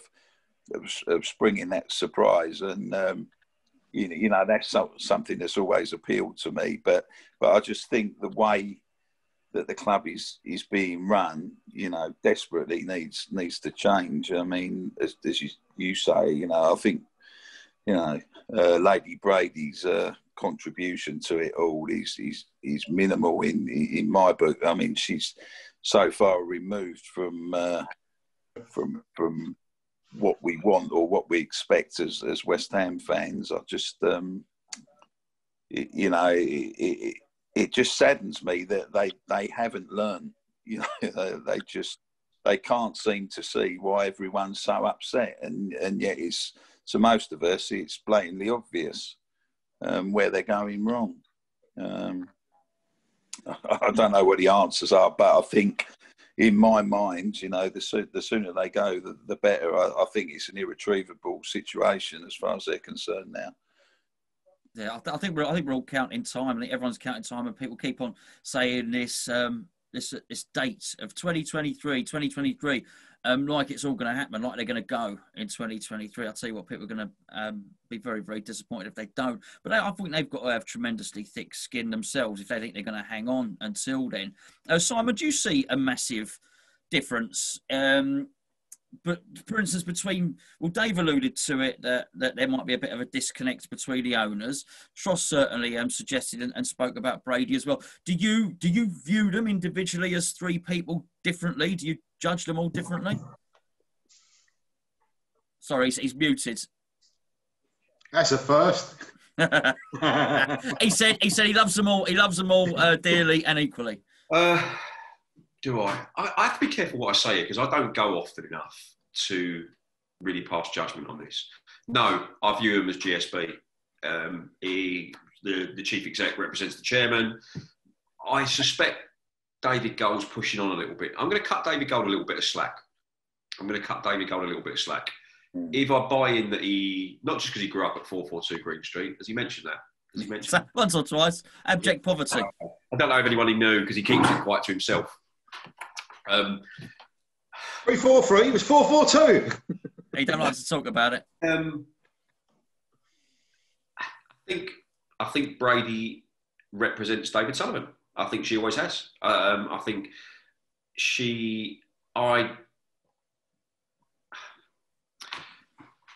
with regards to how it is, like I say, I walked down our sort of equivalent of Wembley Way for that Bournemouth game in 2016, and I was pretty impressed by what I saw until I got inside.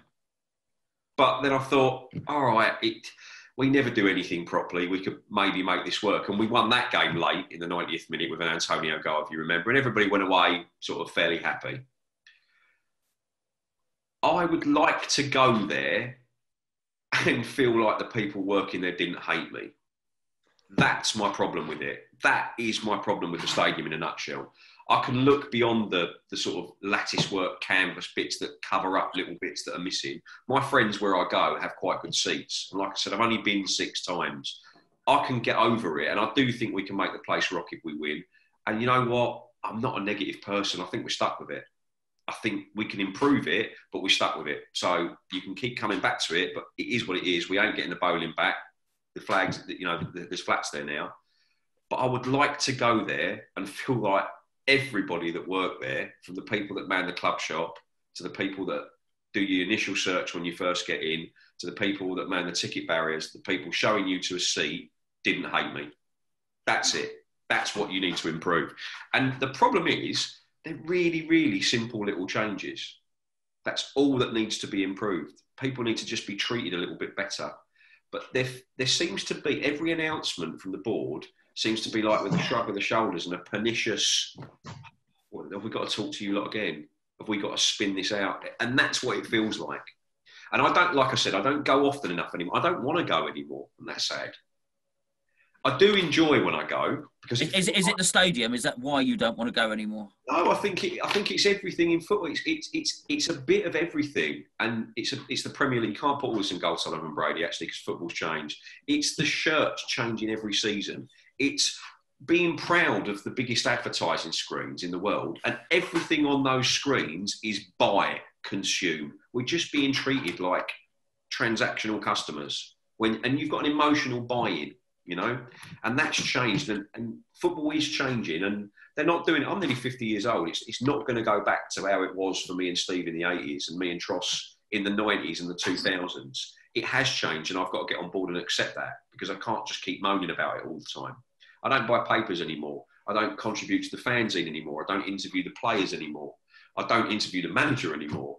So I've come away from it because it was poisoning my brain and taking over every aspect of my working life. But when I go there now, and you know what, my life situation now is that I live in Loughton. I'm 4 stops from Stratford. I should be wanting a season ticket, and it should be the easiest trip I make on a Saturday. Everything that they did has made it easier for me to go, and I've never wanted to go less. And I think that's a bit sad.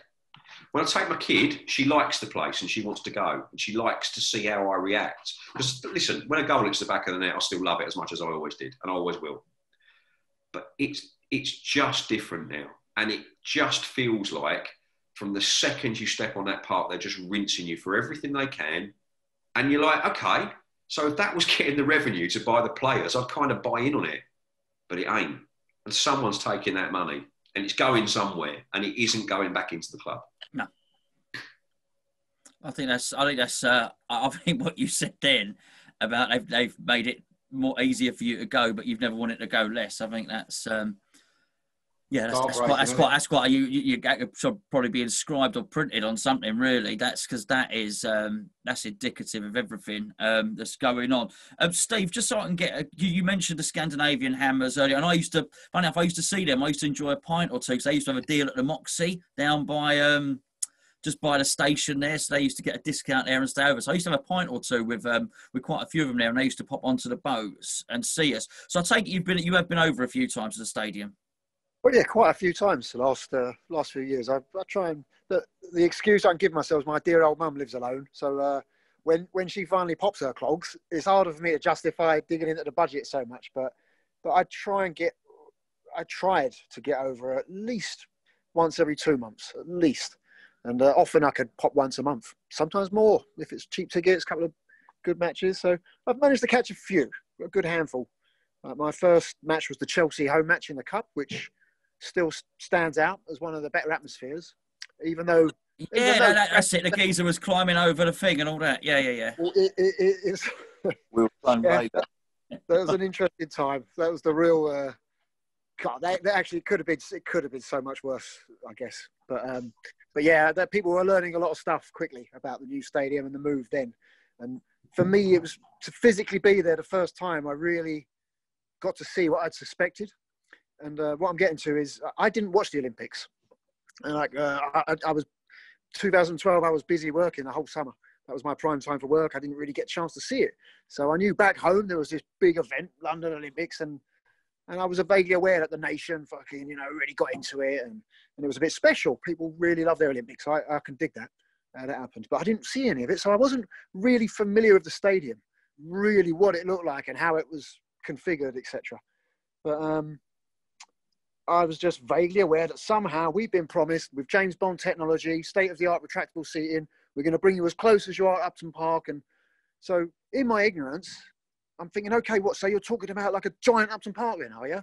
Where the seats like in Paris, I know the Stade de France, but they still don't go that close because, but I was hoping it was going to be at least no worse than it had got, because this is the thing, as much as we're missing Upton Park, how it was in 2016, 15, that Payet season when, we really enjoyed it. We enjoyed being there. We look back and say, what a season, when you think, if you remember how it was with the terraces, there was disappointment when the Bobby Moore Lower was built. When we lost the South Bank, it was like, hang on, it's a bit further back, isn't it? A bit further away suddenly. And then when they redid the west side, West Stand, it's a massive gap. It from the east side, then it was even worse. Like, we're so, goodness, there was an attitude. If you remember, this is shit compared to how it used to be. Upton Park's not what it used to be. That was a lot of what we felt, and it was true, But I'd give my left bollock to go back to how it was in 2016 compared to how it is now, because some people will maintain it doesn't matter if you're close or not, if you're winning. And okay, if you feel like that, fair enough. But I would liken us. I think most of us would be more like what the Juventus fans have been, where Juventus had success. They had a lot of success, like compared to what we've had. My God, loads of success. But the fans generally were saying, yeah, but our stadium's shit. We're too far away. And so where were you in that Chelsea game? Whereabouts were you, at the ends or on the middle? Whereabouts were you? What I discovered by chance, it was what I considered the best places. The nearer the corner flag, the better you are. Lower tier, nearer the corner flag. I was in block 130, so it was which is like the south east end of the east stand, the super. No, I'm in 229. Right, I'm the closest seat to the pitch in 229. Okay, so you were, I would have. I wouldn't have been quite thrown anything at you because there's this massive gap between. But I might have been able to shout at you or something like that. But what did you? So can you remember your first impression when you walked in and you saw the distance from the pitch? You remember what you thought then, what you felt? Yeah, it was like, I could see that this isn't so bad. It's not so bad when I'm here, like in row 8 of block 130. It doesn't get much closer to the pitch. So, sure. So when they were taking corners and that, it was like, oh, this. I feel like I'm just at the back of the chicken run or something not far off that, or front of the east stand, back of the lower east, the old ground. It was something like that, not so bad, but it's only the corner. You realise that as soon as you head up towards the goal or towards the centre line, you realise the front row is way back, just the shape of it. So I thought, that was a disappointment, and the big gaps. Now, and I think symbolically, on both of those sides, it's a symbolism of how modern football's gone. Like, if you're talking about to the pitch, we're just not as close to the players as we used to. In the days where players could stroll across the road and join you in the pub for a pint. In the old days, back in the 50s or whatever, it was like that. And like the 80s was just the last of that world where you really were close to the players still. But now, like, with their super wages and that, and they're a bit more detached from reality now, and you're not as close to the players. And the big gap between the lower and the upper, like from the owners, that symbolises the the big detach from the owners. You know, so it is symbolic. Yeah. It's like you just see like we're just not together here. We're not together close in. I think we lost Steve. Is he there? I think he's frozen. He is. He's no. Listen. I understand your point. Anyway, I'd quite like to hear that from everyone. Do you remember, Tross, the first time you walked in there? Oh, sorry, Steve's back. Sorry, mate. Steve's Before you back, disappear, you froze there, mate. I don't know what the last you heard was, but You were talking about the distance between. You were saying how the owners and that's synonymous. The distance synonymous with the. You said we're all distant from each other. The detach with the players compared to how it used to be, and even though we never considered ourselves very close with the owners, we realise there is a detach with the owners compared to how it is now.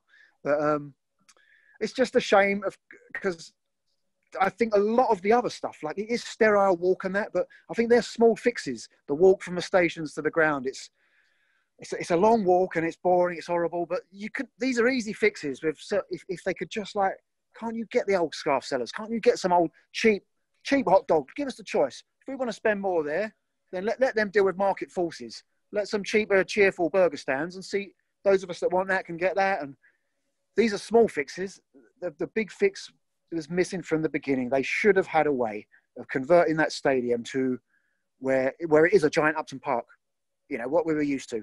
Something like Anfield, where they're still as close as they were back in the 80s, effectively, their stands. There's hardly any difference. But it goes up high in all directions. And they're knocking on 50,000 now. And if they which is plenty. Let's be fair, 50,000 fans is plenty. Yeah, if that stadium, if I'd turned up at that stadium and I'd walked in and somehow they've delivered on their state-of-the-art retractable seating. I didn't know how it could work, but it's worked. You come in and it is like a giant Upton Park, a giant Anfield. It's close and you go back from the pitch and it's high and we're in there, close and intimate. It would have been so much easier, I think, to try and make this work if we felt that's what we had. And of course we want wins, but I go back to, like I say, the Juventus fans. I started talking about Juventus fans when I cut out. They had success, but they wanted something different. They were willing to have a smaller capacity in a proper football stadium up close to the pitch. And their fans are well happy with that now. And I'm thinking that's what's been missed out. I don't know if we'll ever be in a position to, even though if I can throw this in now, because something I read just the last day or so, does anyone know if this is true or is it satire? Is it a joke? But reports that the stadium owners are suing the law firm that oversaw the deal for them. Is this a joke or is it really happening? Because if it's really happening, then this is the political blame game. I think they're gearing up to where they're going to have, if we stand our ground now, if it's GSB for now, or if they sell it, the new owners, I'd say, look, stand your ground. But we've got them over a barrel, locked down for another 95, 96 years. They can't have this. It's costing too much. They cannot justify the money just hemorrhaging. And it's taken this long for them to get this far, because a year or so ago, Khan was almost sort of saying, well, really, can I have a closer look at the deal? There must be some kind of loophole. And I think he's realised there's no loophole. We're fucked. We've got to keep paying London taxpayers. That's all the Chelsea, Tottenham, Millwall, all of them. They have to keep paying for our losses every year. They can't maintain that. And I think they can't realistically sue their law firm and say, yeah, you've got to pay the difference this 20 million, you lawyers, you're going to have to pay that every year for the next 90 odd years. It's not going to happen. So and they must know that. And I think this is probably Khan saying, right, okay, do that. Then you're going to be forced to point the blame at Boris Johnson, and then he's going to get the rap. And you can say, well, I really don't like doing this. It's Boris Johnson's fault, but we can't afford it. We've got to give it to West Ham. Sorry. I feel that that's our best hope, and it's not unrealistic. There's nothing else makes sense. Taking your law firm to court. I think they're hoping there's been a bit of dodgy paperwork somewhere. They're farting in the wind, literally. Tross, go on, you're the man to answer that. Yeah, so it's an interesting one. There's a few dynamics there, right? As you know, so it's not. This is really happening, is it? Yeah, no, it's real, mate. It's real. They have challenged them. They've made the challenge, but what surprises me is, and obviously I work very closely with, our legal guys in and around protest. We've got some great legal guys. We've had some of them on here. Gonzo, we had Steve on before, and then very closely with a number of other legal eagles who help us out in regards to protest to keep us whole and keep us honest and make sure we're doing all the right things. But Alan and Overy are like, they're not just like, you know, they're not like Duffy Art and Duffy up the high street who are going to get you off if you get into a bit of a Friday night bother, right? This is Alan and Overy. That they tend not to make those kind of mistakes. And I'm just kind of really, really surprised that this has come up and this story is out and it's happening now at the same time that there's an awful lot of other conjecture, should we say, you know, in and around the club and where things are going. I question what it will actually genuinely change for us. I think for some time, LS185 have looked at the... they know that they're in a really, really tough place, right? The commercial team there have struggled terribly to try and bring in, you know, a main player from a commercial aspect to sponsor that stadium. It's never really happened. And I knock the club. I knock the club a lot, and I think with good reason and quite right with what they don't do well. But some of the stuff they have tried to do well, and they've looked to try and offer assistance and change the outcome there. They've been rebuffed, rebuked wholly. You know, they really have, and they've had no joy to be able to try and take back some of the control to deliver perhaps what we tend to forget. Initially, we went to look to buy that stadium and own it. We were never looking to turn up to rent it and work with intermediaries. But I still don't see, after spending a bit of time with some legal guys, much smarter than me, it belongs to the public, right? It's government owned. It's the countries. It's the crowns. It's, you know, it's not it's countries. It's not something that anybody's just going to be able to go. And as we found out, I think we've only got to cast our minds back, right, to when all this went up beforehand. How easy it was for Levy and Hearn to derail our proposed winning bid, right? If you look how easy that was to be able to get that up and to challenge that dynamic, so West Ham couldn't buy that stadium, you kind of enter in the realms to think, well, how could that ever possibly just be given to West Ham or offered to West Ham on a knockdown rate because they're a sitting tenant? You know, let's play art of the possible. If that stadium does look to come up for sale, it's going to be an open bid. It's going to be a closed bid, perhaps, but it'll be a public bid.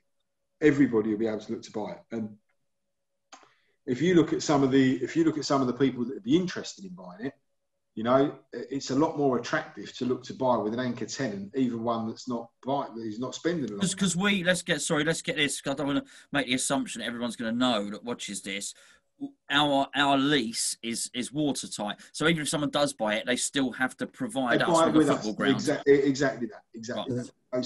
So we are watertight, and for us to look to walk away from that lease, you know, you'd imagine that would be.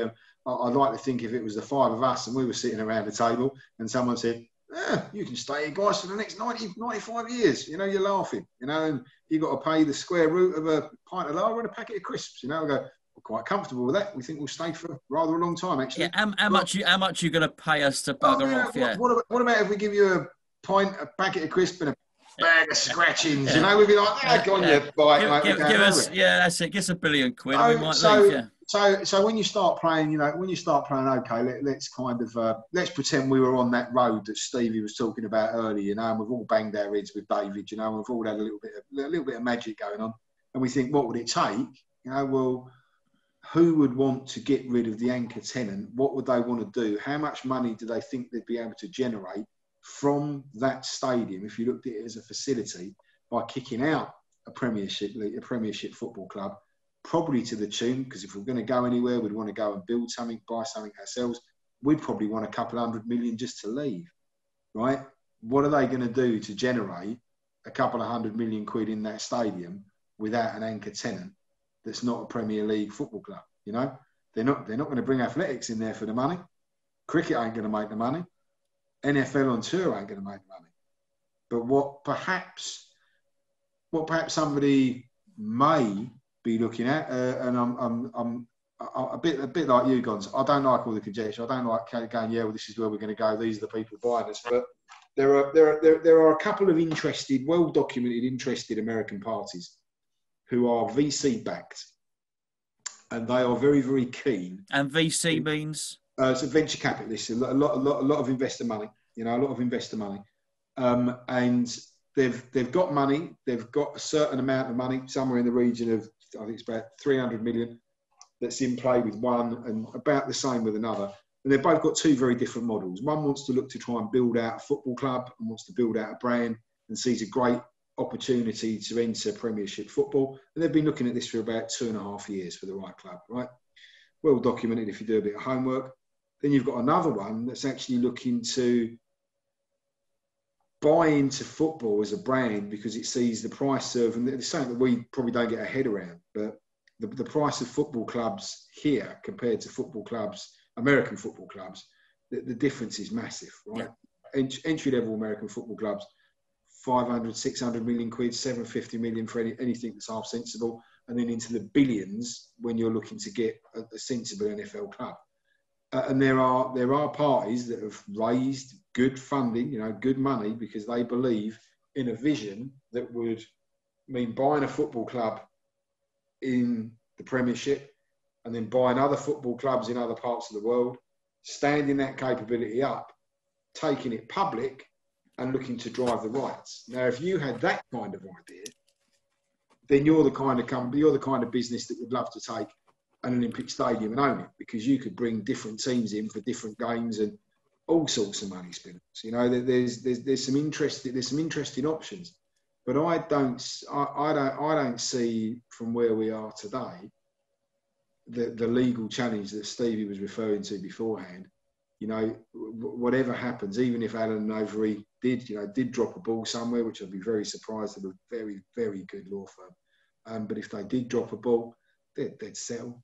There'd be a settlement. There'd be a quiet out-of-court settlement. It'd disappear. It won't make the press. And LS185 will get some money fed back into a pack somewhere. It's not going to change the world. It's not going to change ownership on the stadium. It's not going to make anybody look to sell the stadium or put it up for sale. If the powers that be do not want to be in a position where they are continually having to subsidise the stadium, and they look to make the decision that they want to sell it, it's got to go up for public bids. That's just the law. You can't get away from that. And who's going to look to come up and make that public bid and why? That's anyone's game or anyone's gamble. There's something else I wanted to say, because a few times I think Steve's mentioned about the seating and the distance of the pitch, and there was a chap who was on our committee who very sadly passed.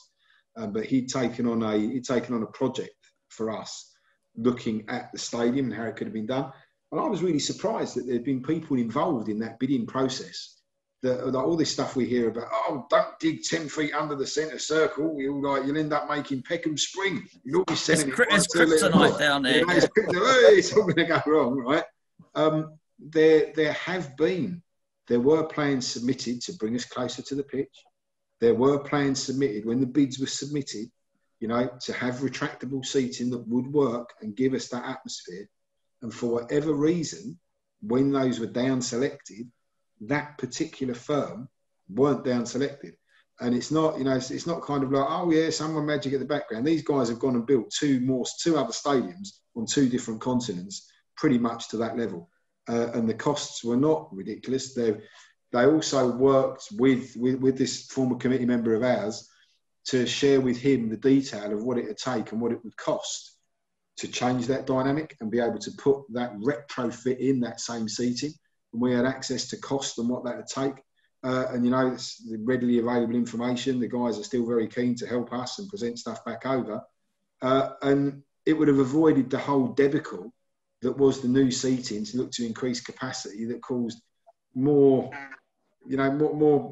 pain and more problems than perhaps it needed to in the first place, and hasn't done anything to appease the long-standing issues that people have had about not feeling comfortable in the stadium and being moved away, like Dave was saying, moved away from friends you've gone to football with for ages. You've had just Minefield, and I'll speak to some really good people at the club as well, right? Who have fixed a number of problems for Hammers United members that I've connected them with people in senior roles in the ticketing office, and they've fixed them. You know, they've got people couldn't get any joy out of the club. They've come to us. We've taken the details of their grievances, we've passed them over, and they've been fixed. And I've had the dialogue in and around the lack of thinking, lack of joined up thinking beforehand. You know, like how hard would it have been to, in this day and age, you know, just to chuck up a CAD software type program, go, blah, blah, blah, blah, that's the stadium, that's the amount of seats, these are the people that sit together, we're going to stretch it out that much, which means we'll have this many more seats, but we'll keep all of these people together and then we'll make these seats available. That took me They did do that. They did a kind of drawing when they were planning on moving us. And if you try and find those images anywhere now, they've gone. No, so this was the original transition. I'm talking about where they've just extended the new stand. Yeah, but what I'm saying, this is how they do it. It's short term, fire out, populist moves. Yeah, always. The little fire out. So when they were pitching the stadium move to the supporters back in 2012, there was a view, there were graphics of how it would be, how the seats came in. There was a video, lovely video of an oval stadium and the seats coming in from all the sides, covering up the running track. And the second they reneged on it, all that disappeared. And it is almost like the conjurer with the rabbit out the hat, look over there. And then Sullivan goes to the press and he does something that detracts or distracts from that, and we go all over again. And that's why it's GSB out, because people have had enough of it. And Simon's absolutely right, because I tried to find that stuff. I remember it was like a CGI thing, like an architect's, whatever, 60 seconds, and it was saying athletics mode, and I couldn't find it. I couldn't find it anywhere because I wanted to put it into a video. If you were anything like me, I was almost like, maybe I didn't see this. Maybe I didn't see this. No, it happened. It was there, and then it was gone. It looked like Kaiser Soze. It was like, oh. We started with the usual suspects. I mentioned that at the start, yeah.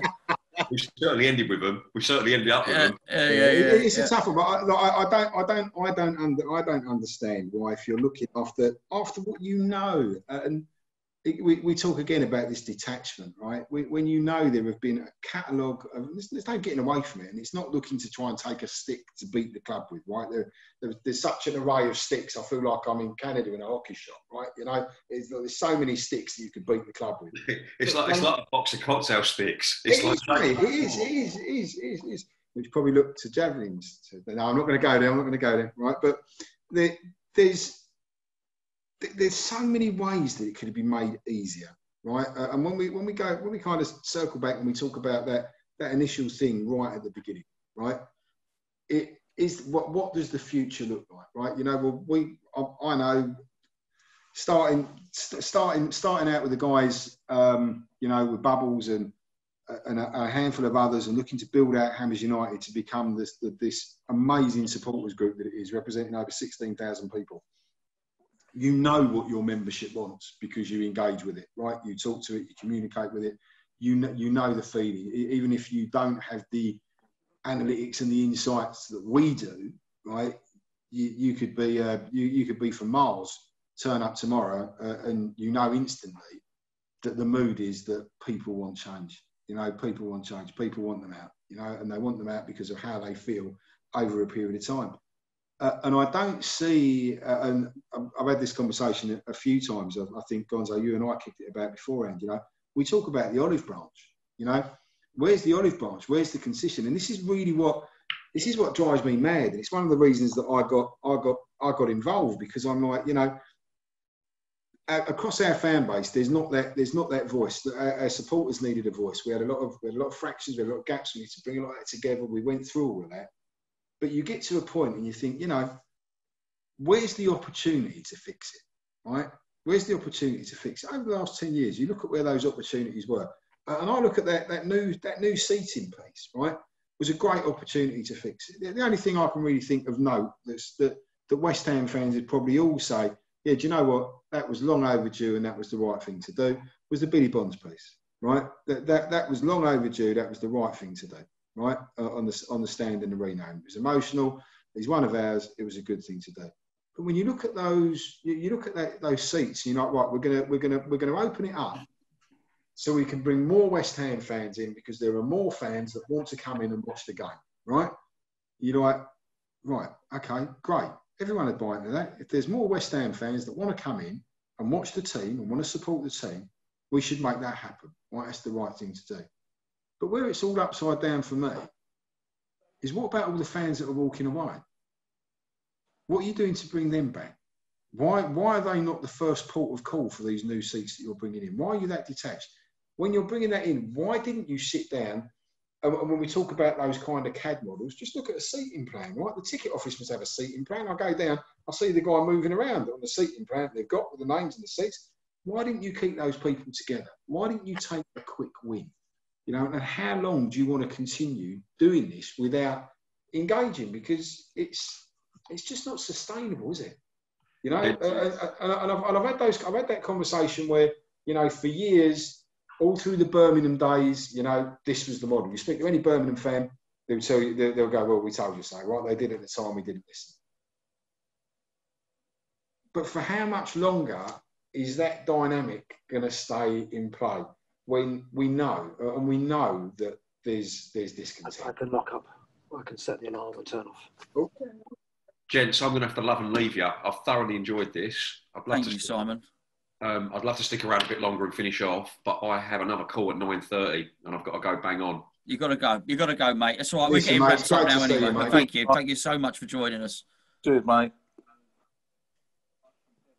See you later. I'll tell you what we'll do, fellas. Well, I'll try and finish on a positive. It may well be positive. It may not. It's your own opinions. Hopes for the immediate. I'm going to start with you, Dave. Hopes for the immediate future and hopes for the long-term future at West Ham, mate. Right. Immediate future, I think, obviously, if we can sort of maintain form on the pitch, I mean, hopefully that'll alleviate some supporters' sort of disenchantment with the club. I mean, you know, as we sort of touched on earlier, you know, wins can paper over a multitude of sins elsewhere. I think, you know, as regards sort of GSB, I mean, the fact that they never put their hands up to any of their failings, that's really what sort of grinds with me and a lot of others, I think. It's just there's no admission. People would have a lot more respect, I think, for them and feel that, you know, they were at least trying to fight our corner if they just held their hands up occasionally and said, look, you know, we have tried this and, you know, but be transparent and honest. I mean, it's just the smoke screen that basically comes across as a sort of, you know, it's a blanket of sort of concealment to cover the lies and the promises that you know they haven't delivered on. I mean, it's as simple as that. And if they could just you know admit to some of those failings and tell us how they propose to change them and improve them, you know, they might see a little bit more goodwill. But I really think, as I say, that, you know, the bridges are burnt now, and you know, the sooner they go, really, the better. And then hopefully, you know, we get owners who want to sort of buy into what West Ham was about and how they can sort of restructure it to get things back along lines that we'd all sort of appreciate. I think, you know, the location of the ground is an issue. Because of the distance from sort of Stratford Station, you know, even people that sort of drink regularly on sort of Stratford Broadway and what have you, it's still a fair old trot to the ground. I mean, it was a supposed selling point that the communication links with the new stadium were sort of so good that it was going to draw in, you know, this additional fan base. I mean, the long and short of it is really it was almost as easy to get to Upton Park as it is to the new stadium, and at least going to Upton Park, when you walked out of Upton Park station, you felt like you were part of something. You were part of a community. You know, as you say, the street traders were all there. It just now just feels like a sort of an empty stroll almost to the ground. It's not something that really captures your imagination, and even when we're playing sort of, you know, the likes of a West Ham Man United fixture, for argument's sake, at Upton Park, you know, I mean, certainly, you know, maybe I'm sort of looking at it with rose-tinted spectacles, but certainly in the 70s and 80s, you know, that was sort of a massive game, and you could feel the buzz from sort of early in the morning up till kickoff. But now, you know, I mean, I go to the stadium now, even when we're playing teams like United, Tottenham even, and there just isn't that same buzz around the ground. You know, it's something that, you know, needs to be looked at, because they either need to improve things on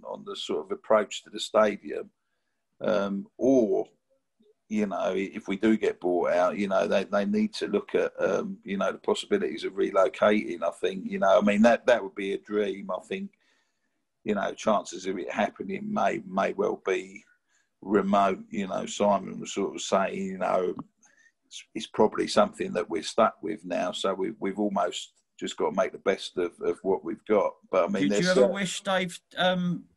Do you remember Michael Taborn? Do you remember us being rumoured to move to Beckton? Bearing in mind I know you'd have preferred to stay up to Park. Do you ever wish we'd just have had the purpose-built, you know, stadium by the Beckton Alps or whatever?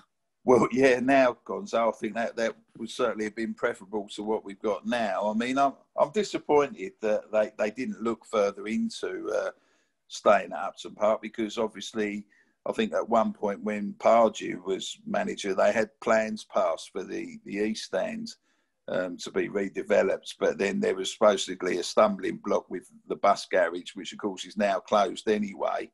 And, you know, there seemed to have certainly, you know, they conveniently, if you like, told us that it wasn't possible to redevelop Upton Park in the way that they wanted.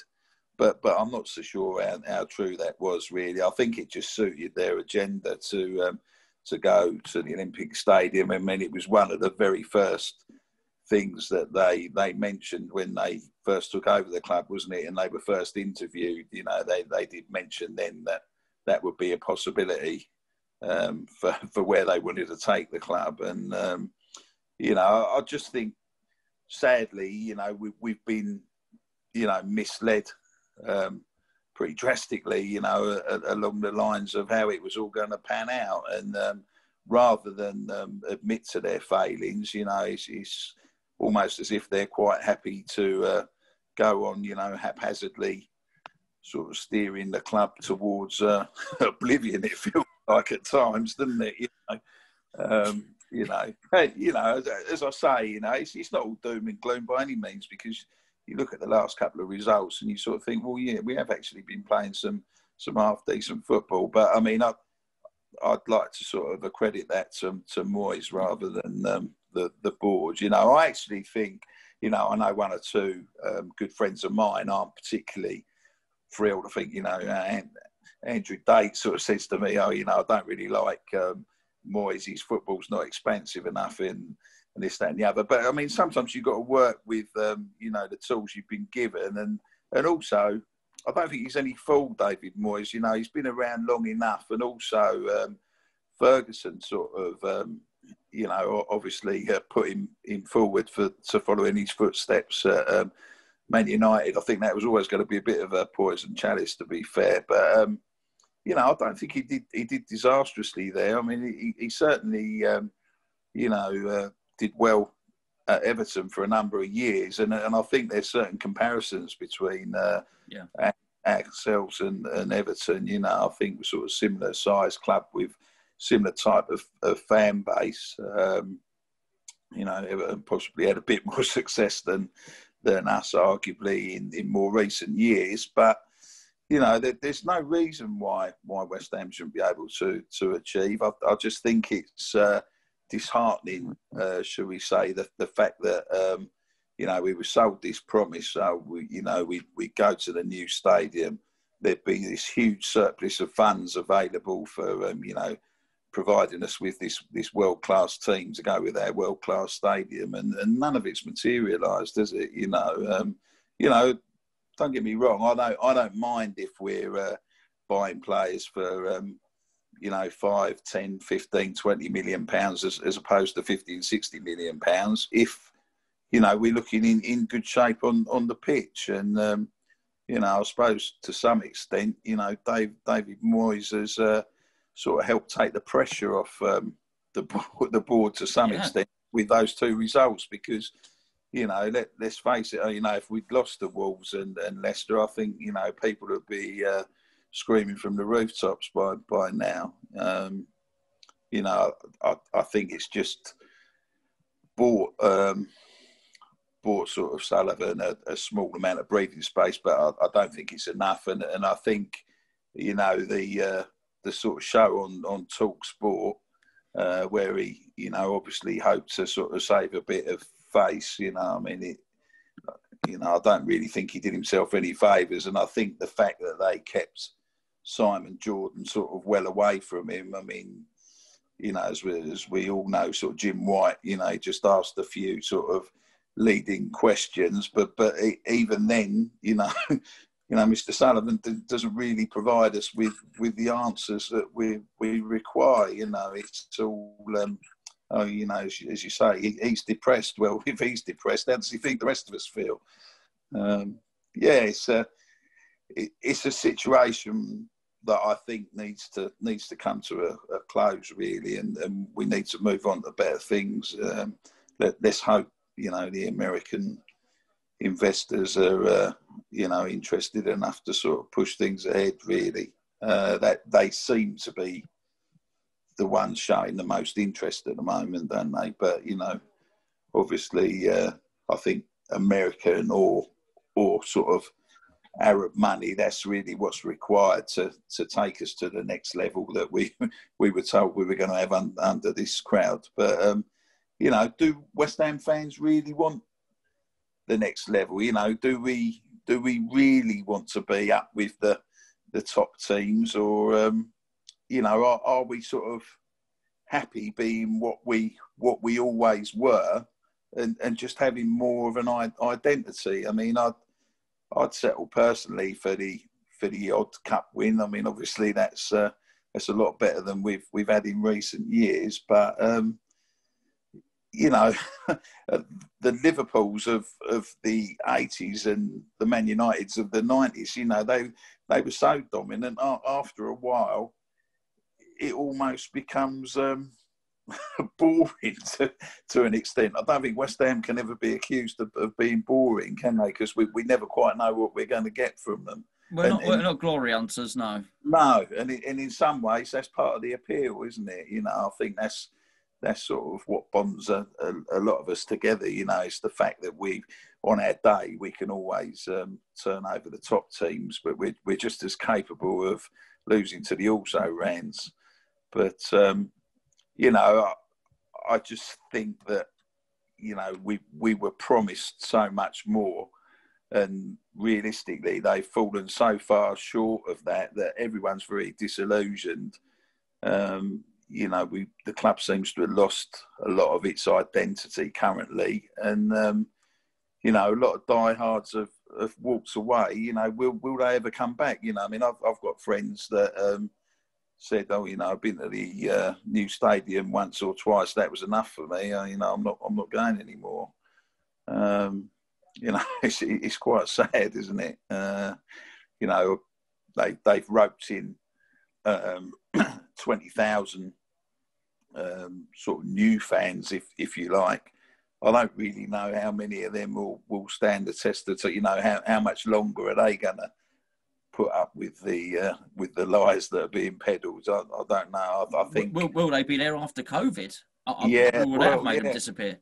Yeah, this is the thing, Gonz, isn't it, as well? And also, you kind of wonder. I mean, I don't know with the situation with COVID, are they going to sort of use this as an excuse, maybe for argument's sake, to do away with away fans or something like that? I mean, you like to hope that wouldn't happen. I think from a Sky TV point of view, they're not really going to want away fans not to be present, because that all adds to the atmosphere, doesn't it? But certainly, I don't know, from a policing point of view, and also currently with the COVID, people travelling around the country, I don't know how keen they're going to be to accommodate that for the sort of foreseeable. I'm really not sure. I don't personally think we're going to get any away trips this season.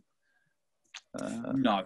I think you'll agree. All you can hope is that that the loyalty points, remain, and they haven't. Yeah. But if anyone's going to forget about loyalty points, it's our mob. Certainly on that.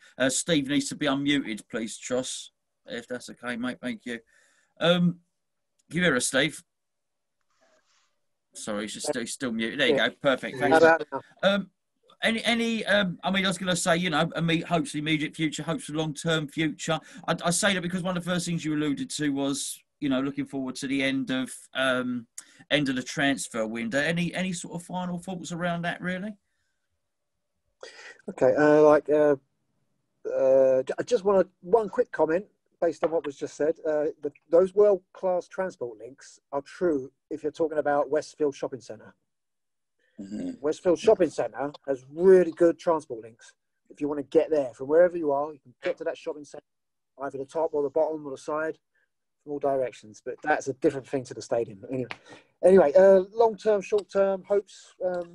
Well, and anything that Dave said, to be fair, I don't want to tie you down. And anything you want to say, based on our chat. It's. I think that the long-term thing is the big hope, which is based on the biggest disappointment for me, and that is, again, I know it's boring for many people, but it is the stadium. It is where you think long term, you've just got one way or another, whether it's redesigning that place somehow, which means, and realistically, it means, athletics has to go, like the legacy has to fall through, but one way or another, or if not, somehow a new stadium. It's so unrealistic, but that's the big long term hope. I don't want it. Even if we have success, I want it to be in a proper football stadium.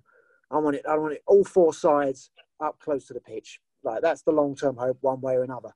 And I'd like to think everyone agrees. As long as we agree, it's not easy. But the present owners and any new owners should know. Look, that's what we miss, something that we've lost, and we would love it back. That's going to really. I don't think anyone would complain. Even people that like the new stadium. I like my seat. The atmosphere against Chelsea, Tottenham atmosphere is all right then. But it's like, okay, don't compare the best atmosphere at the London Stadium to the worst atmosphere at Upton Park. Imagine if they'd given us what we wanted. Imagine if it was true. We got 60,000 of us and we're all right up close, intimate. They've made a giant Upton Park.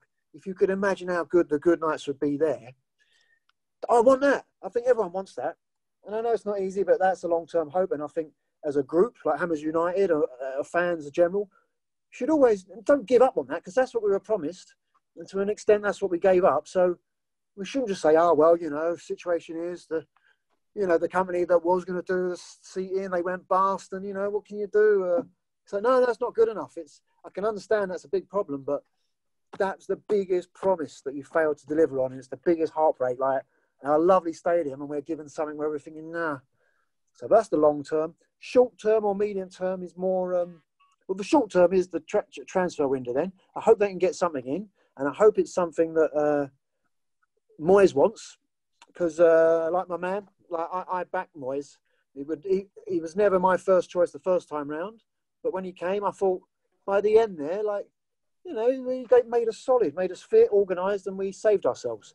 And then there was some exciting stuff, the way he got Arnautovic playing, and he's done it again, something similar, instead of Arnautovic, it's Antonio. He's put someone who you think of as a winger, put him in the middle and getting results. And again, we're fit again and organised. even Antonio, who for years he's blowing out of his arse after 60 minutes, has always been the way. Recently, he's up there till 90 minutes, and you're thinking he's not finished. I think he fancies another 5 or 10 minutes, and that's testament to how fit all of them are. So once again, even if he wasn't my first choice the first time or even the second time, now he's here. I'm thinking, look, he maybe should have had this chance the first time round to build on what he'd done rather than being let go. But he is here now. He seems to have the respect of the players, and he's got them playing for him. And people saying his style is dour and that. I'm thinking, hang on, that Wolves match, that Leicester match, I've got no complaints with how that went. More of the same, please. You keep delivering that, then I'm happy. So short to medium term is back in then. And that's the ethic he's got, which is, look, I don't care how much you cost. And his catchphrase is, if you don't run, you don't get in the team. You're not going to put the effort in. Forget it. I don't care how much you cost. I don't care about your reputation. That should be it. And, I've got the biggest respect for Ferguson, who hired him in that. As much as Man U wind me up, and it was always good to beat Ferguson. I've got massive respect for him. Where I work now, I'm in my workplace for the Wi-Fi connection. This is Oslo Concert House. And we had him in, Ferguson. There was some business school. Hired him in to be a speaker, to talk about management. And it was fascinating. These little 15-minute talk he did on management. And then he had like a 45-minute chat with Fjortoft, if you remember this Norwegian footballer who's now a TV guy. But I can't remember it all, but the first points on his list of 5 things that Ferguson mentioned. First was communication. Because communication is the first thing in your business. And he goes, this is how it works for me in football. And he goes, how it works in football, when I say communication, he meant when he got to Man U, which was, if you remember, when he arrived, Man U was just a drinking club. Big, underachieving drinking club. Shambles. Absolute shambles. And it took him a while to turn it round. But the first thing he did was learn the name of the kit man, the tea lady, the groundsman, everyone. Got to know their names. And when you get to work, it's like, good morning, John. Good morning, Ethel. And they say, good morning, Mr. Ferguson, everyone. And he told his players to do the same thing. Like, you learn their names. You learn, if they've got kids, do they have a nice weekend, the trip to the cottage, whatever, learn everything about them. And that's what he wants from his players. Before any training or technique, he says, we want togetherness. We want to feel like we're all in this together. So it's not about what you do the 90 minutes on Saturday. It's about every minute, every day, how you are as a person. That's what he wanted, like character. So, and as we saw with like Beckham, the superstar, as soon as he got too big for his boots, as soon as you think you're too good for the club or the team, you're out, bang, gone. And that, I think, this is just getting to how Moyes is trying to get it, where it's like, look, I don't care who you are, what your reputation, you have to run through brick walls for this team. They're the only ones I'm interested in. How hard you work to run with the ball, or when you've not got the ball, when you're chasing them down, you don't stop. And which, when you think of it, that's the sign of all the great teams. Barcelona, Man City, without Liverpool now. Everyone gets swept away by the attacking, brilliance. But it's like, look at them when they don't have the ball. That's what it's about. It's absolute psychotically determined to get that ball back instantly and non-stop for the whole 90, 95 minutes, which is like fitness, a determination, discipline. That's what he's trying to bring in. So I'm thinking, look, at least for now, we need some kind of stability. He's here now. The players like him. Something's working. Back him. That's the short to medium term. Back him and that ethos. So even if he's leaving, certain bits of this we don't give up. That's like, that's how we want it as a club.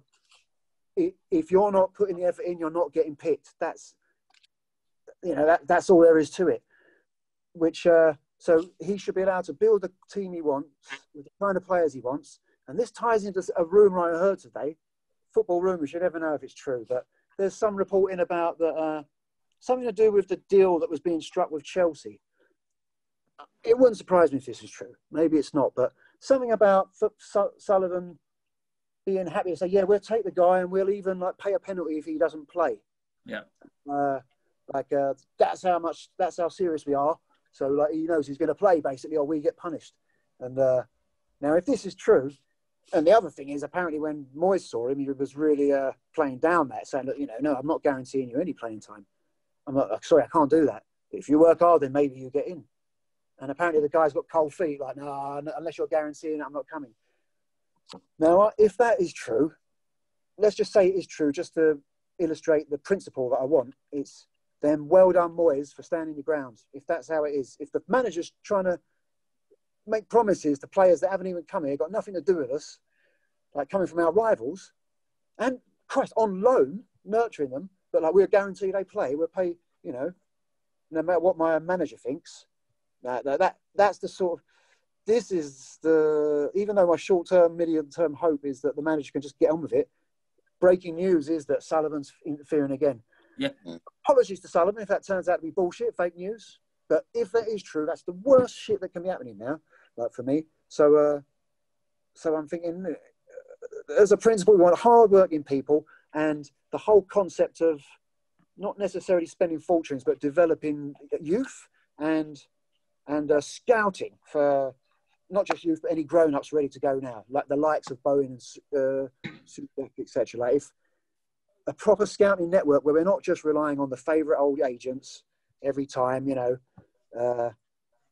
what Allardyce, you know, what he let out the bag, like, yeah, turning up for training and there's a new player that's like a gift, a surprise gift, you know, yeah, I know you didn't ask for him, you don't know anything about him, but trust me, I think he'll do all right, see if he can make it work. Like, use up a place on the squad for this little punt I'm making. And, you know, who knows? That could work. You might get lucky, Sullivan. But, like, as a principle, it's just so wrong. It's like, you shouldn't be doing that. You shouldn't be doing that. And bearing in mind, it seems like it has been working. If one or two might have turned out all right, generally, you've been clogging up our squad with people the managers didn't even want, and they don't really want to be here. It's not been scouted. They're not the right type. You know, we want people that aren't treating us like a last payday or just like something that's below them. We want someone who's coming thinking, yeah, wow, I've got the chance to play for West Ham. That's what Antonio did when he came. Yeah. That's what Bowen looks like he's doing. That's what Souček's doing. And this new lad looks like that's what he's going to do. So what can I say? I just want, short term, just come on, take it seriously. The scouting and the team formation where the manager should have an ethos that he should be free to do himself without interference. And of course, we're saying this. The main thing is what Amers United's after now. We just want to be listened to. Like there's a group. We're an independent group. It's pucker organisation, how it should be. So, and bearing in mind, it's actually kind of in football rules illegal to ignore us. You know, there's the rules with UEFA. They're supposed to recognise someone like us. So just listen. Stop treating us like enemies. And listen to all the things that could be better. I know it terrifies them, the idea of a stadium change, because that's so difficult and out of their power right now. But that's the big dream that they shouldn't ignore because it's there. But short term, there's loads of things they can fix and they should fix. And as a fans group, first we've got to hope they listen to us, but we've still got to keep having these chats, finding what we want as fans, and having an organisation ready to go. And I know Tross has said, he's alluded to this, and Paul has alluded to this, that even if they're ignoring us, we've still got to be up and running. So hopefully when someone does take over, bang, we're ready to go. Here we are. We've got a board, we've got a committee, we've got a wish list. So new owners, if you want to get involved, then you can listen to us and hope. Otherwise, then we'll be demonstrating against you. If not, you can either split your fan base and have aggro, or at least listen to us and make us feel like we're being listened. I think there's a lot of things within reason we know are hard to fix straight away. And no one's demanding miracles straight away. But at least start shaping up like a professional outfit again that has some kind of appreciation for what the fans want, where they come from, and what they sort of want. So yeah, they just got to listen and try. Start with the small stuff which they can do straight away, and don't forget the big dreams that we want. You know, try and work a way to get to them if you can. The main thing is communication. It's what, like Ferguson was saying, the first thing in your club as a good manager, communication. And obviously, to tie it in with what I was wanting, like the second point of his 5 that I do remember was youth was the point 2. His first one is communication. Everyone's got to talk to be together, all together, like on the same page. Second, youth. If you don't use your youth, they're going to go somewhere else. You're going to lose them. So use them. Don't be afraid to use them. And got a couple of young lads sold, but Moyes has tried some young lads. He did give Declan his chance, even though like, you know, Declan was showing the quality, but he used a few young lads. So I'm hoping he can do more. And he probably not going to have much choice if we don't get some extra backup soon and the injuries start. But yeah, let's open up some communication club. That's what I hope. They listen to us, try and do what they can, and especially on how they're running themselves as a football organisation, which is try and develop your own stuff first and don't just blow money willy-nilly on punts. Like, really scout your stuff, do your research. Is this person, not just are they good enough, do they have the character to do what we want? And as West Ham fans, that's where we are demanding. You've got to have good character to work your nuts off for us. And we'll take that over talent, you know. We prefer talent as well, but that's why we love the likes of like Daly, Carlton Cole. They weren't well beaters, but they actually worked their bollocks off and never hid. They never hid, even though they took so much shit from the terraces. They turned up every time and represented. That's what we want most of all. Find these characters and drill them, coach them to play for us. And I think that will give us a reasonable success if we follow that. At least, you know, at least die trying. Anyway. I think what's clear from yourself, from Dave, from Simon, is people want a good team. We can get behind a good team, and that work ethic that you were talking about. Look, Moyes is no Ron Greenwood, right? But we do attack. All right, so what? We have 30% possession. We still attack. We've still been out shooting the opposition. We've still been attacking. Does it really matter whether it's a header or does it matter what? No, the goal. It's still attack. It still feels exciting when you're in front of an opponent's goal. And as fans, just think we can get behind that. And everybody does seem to want to get behind that. And he's doing a really, really good job. And well, you alluded to it, Steve, and it's something that I was trust. Well, I can say it because I'm not the secretary at Hammers United. They're not going to listen. All right, they're not going to listen. They're not going to take Hammers United on board. But I think before we finish up with Tross there, who's drinking it, it looks like a Stein, right? That looks like a Stein that he's drinking. It's not. It's actually half pint. He's just a really small bloke.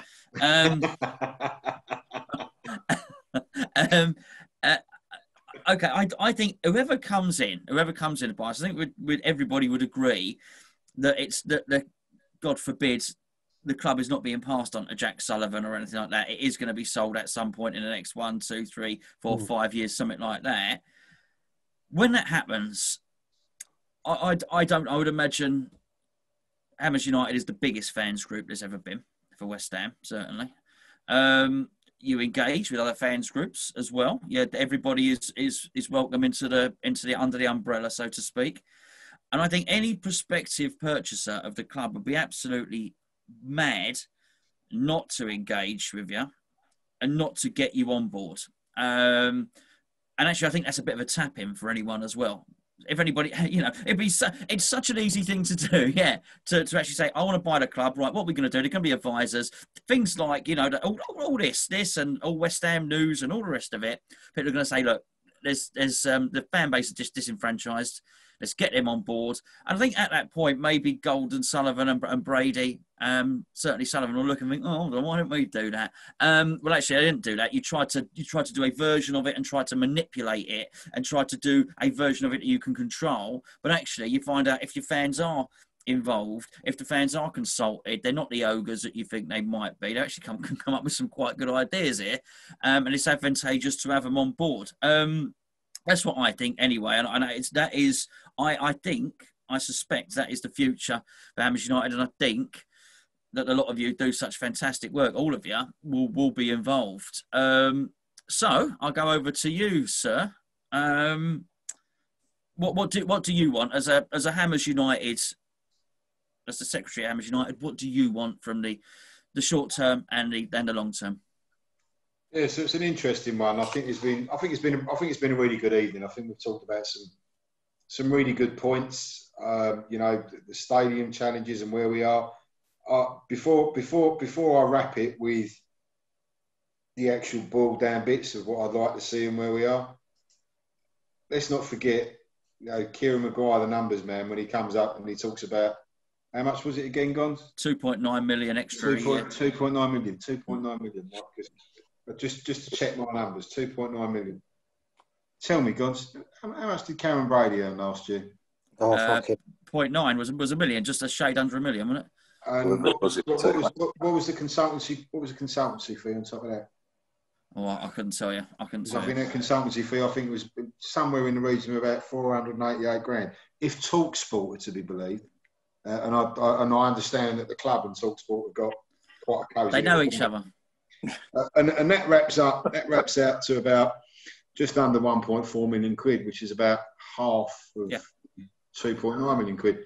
So it does kind of make you wonder, really, who's benefiting most from this transition. Because let me tell you, ain't Stevie Alexander, who's now we could call him ostracised in Oslo, right? Even though he's not, right?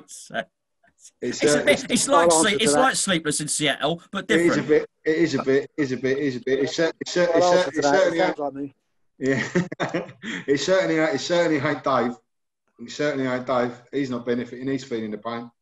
And honestly, it breaks my heart. Simon's been a good pal of mine for many years. You know, we've done homes and aways and ended up to we call it up to Bertie Bassett's, you know, all sorts. So it's been an awful lot of fun over the years. And to hear him saying that, and this is a fella, and he was all over it. He was, you know, it got really into the club, started working with people, but he's like, they call him like super fans now, but he was never a super fan, he was a proper fan, you know. And to hear Simon say that the only reason really that he goes over there now is because his daughter, because she likes it. You know, and he's fallen out of love with it, and he's lost his West Ham. That breaks my heart, you know, and it really does. It hurts me. And when I look at the thousands that have walked away, it's thousands that have walked away, thousands of our own. If we go back to, you know, I know a couple of people coined the phrase "my West Ham." It isn't my West Ham; it's our West Ham. If we go back to our West Ham was on the bad, wet, rainy, cold nights. You know, 15,000 squeezing in when we were Division 2 in it, you know. Well, if you look at that 15,000, I reckon transition's probably been about 15,000 that we've lost. An awful lot of them, and we've been filled up with a number of new fans. I'm not doing the old debate, the new debate. A fan's a fan. But the fans that we've lost, we should never have lost. So when we bring that into what would I like to see, I think we've got. It was raised in our other conversation, you know, and apathy was a word that was thrown up the other week, right? And we've got. Yeah, Datey was saying it, yeah. Yeah, you know, and he was kicking around it, and like, bless him, he's always such an happy bloke anyway, Datey, isn't he? Right? But you know, he was bang on the money there, right? He was bang on the money. And for me, what I want more than anything is I want just a clear. Because there's people there paid a lot of money, right? And when we always talk about Karen, and quite often she's front and centre, she's paid an awful lot of money. There's an awful lot of people paid an awful lot of money. There's an awful lot of titles, you know, there's an awful lot of titles. I'm like, where am I? Am I like, you know, am I down at am I Caesar's Palace, York Hall, with all these titles, or am I looking through a ballroom? There's titles everywhere. Well, with all those titles, why can't somebody come up for me and give me a clear, compelling statement around the vision of where West Ham is going? Where are we going now? 10 years ago, you sold us a pub, right? You sold us a pub. Yeah, 10 years ago, we had the promises where you haven't delivered. You can't say you've delivered. You know you haven't delivered. You cannot look me in the eye. You will not look me in the eye. You will not sit around a table with me a day, you know? So, you know, give me a clear and concise vision of where you want to take West Ham. And if you cannot change this debacle that you've created, if you cannot heal the rifts that you've created, if you cannot, because you can't undo the damage you've done, but if you cannot give us a path to a better place, and, you know, we'll roll with Stevie in the road to Damascus, the shining light moment, the bang on his head, whatever it needs. If you can't do that, if you can't change it, then leave. If the three of you can't change it collectively, all of you leave. If you can't figure it out between the three of you collectively and the other owners currently, leave. It needs a reset. It needs a change. If one of you wants to change it and the other two don't, the two that don't, leave. The one that does, change it. You know, be an agent of change. You know, be an agent of change, not a man who messes about with agents and goes, oh, here's another new player. Look, oh, the Amazon man's been here again. Who's that? Oh, it's another player. Let's have some fun. You know, that's a load of shit. That's not what anyone wants. You know, I want clarity. I want clarity of vision. I want to figure out how we can re-engage and get the fans that we've lost back because they can believe in the football club that they love again. Because right now they don't. That's been taken away. And that breaks my heart. It guts me. You know, it absolutely guts me. I want to bring them back. I want to bring them back in their droves. I want people to fall back in love with West Ham again. And I want a path to be able to bring them back, to help them fall back in love with West Ham again. Because right now they don't. An awful lot of talk about David Moyes, an awful lot of talk about the team tonight. I've not said anything about it. I think the team have showed absolute professionalism. And I think you've got to give credit where it's due, right? Over the years, many moons ago, I've picked up one or two West Ham players off the floor in Romford and put them in a taxi and made sure they got home because they didn't live too far away. And they know who they are. And then I've sat down with them in the platter on London Road 2 days later in training and went, you feeling a bit better now, are you? Right? And we've had a bit of a giggle, right? But this team, and it's not just this season, it's pre-COVID, it predates.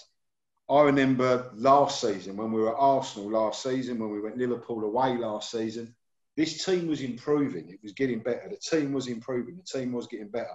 And, you know, I am a bit like, I'm going to say this, it's going to make me feel a bit, I'm a bit like Datey. I'm nothing like Datey. But my West Ham played two up front. It wasn't one up front, behind the ball, etc. That weren't us. We played a certain way. We played a certain way for a long period of time, right? But you've got to give Moyes credit for getting a tune out of what he's got. He's inherited a hugely disbalanced squad and he's looked to bring an awful lot out of the players that he's got. And all power to the team, all respect to the team. I think they've really, really doubled down. They've done brilliantly well with the exception of that Villa game last one of the season when probably they felt they'd done what they needed to survive and they'd already gone on holiday. You know, they've come back. Newcastle, no one had started, but there seems to be momentum there. They seem to have a bit of traction, and I think that's a great thing. My fear about that at the minute, right? And do you remember when Leicester won the Premiership, right?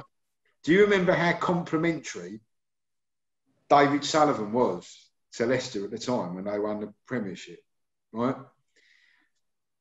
He said they were really lucky, in as many words, right? And they only did it because they didn't get injuries. If we hadn't got injuries, we could have won the Premiership that year, right? And you can look that up, right? You can look that up.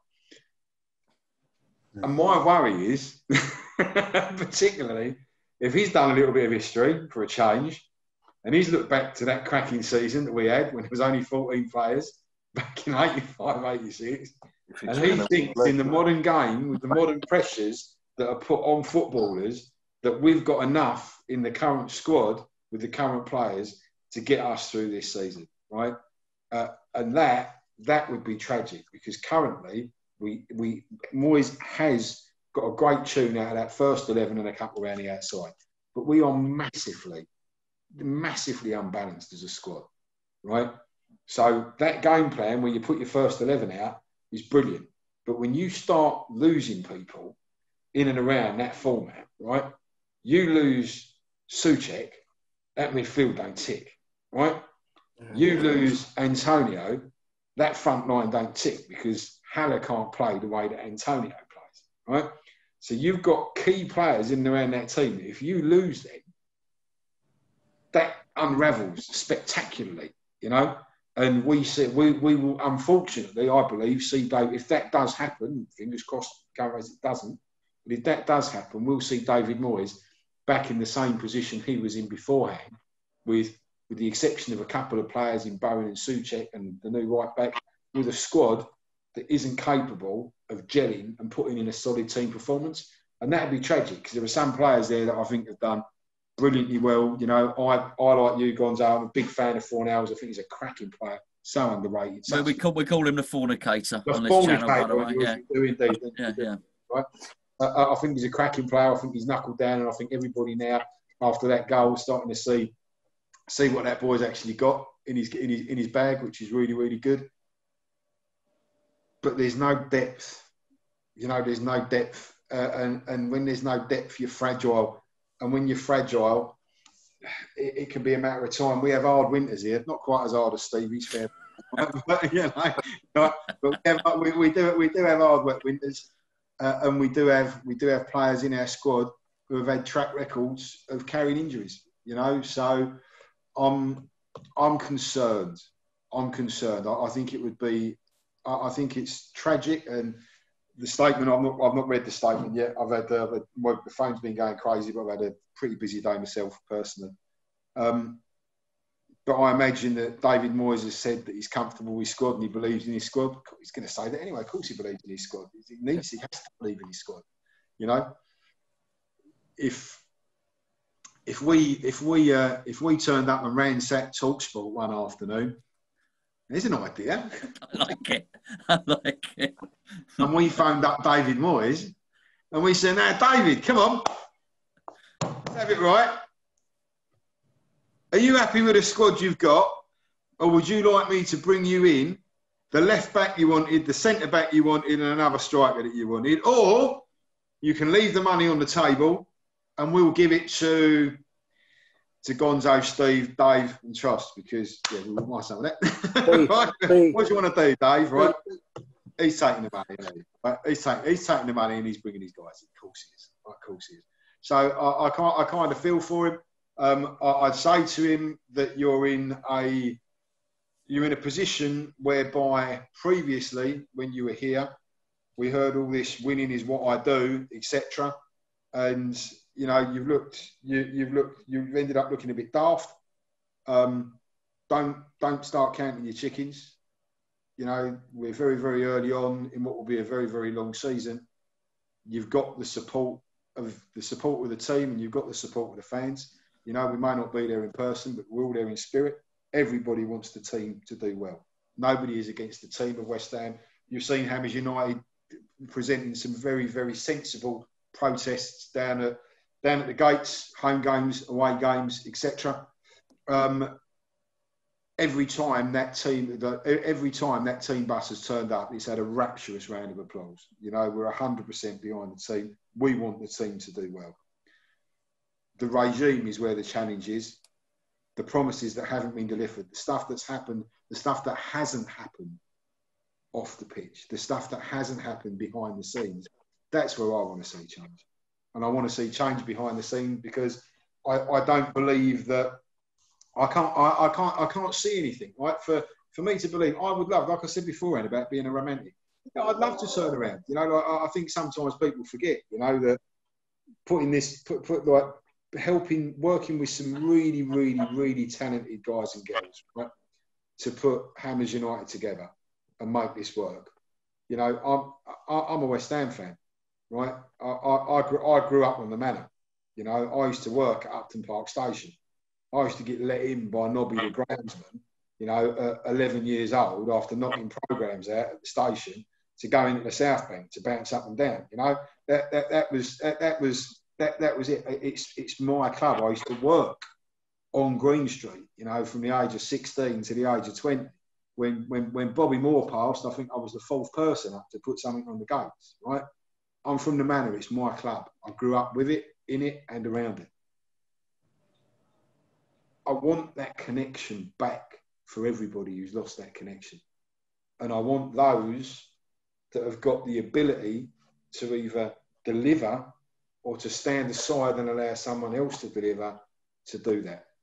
You know, if you're custodians, like you said beforehand, if it's true that it's our club and you're just custodians, if you can't deliver the changes and the promises that you made, it's time to leave. And if you can sit round a table with me and you can convince me on behalf of Hammers United, and with Steve, with Dave, or with anybody else, if you can convince me that you've got a vision and you can get me to buy into something that's different, something that's better, I'm all ears. But I've been here for 18 months. And I can't see no vision. You know? I don't know. There's some, like I said before, and there's some really good people at the club. There really are. And I know there's people at the club that want change and they want better. Yeah. And if they weren't hitting the glass ceiling, I know that they'd do better. You know? And I don't understand how they could ever push on and they could ever make it better the way they'd love to make it better with this current regime and construct in place. So that needs to change at the top end. If you look at any turnaround business, and West Ham needs a turnaround, right?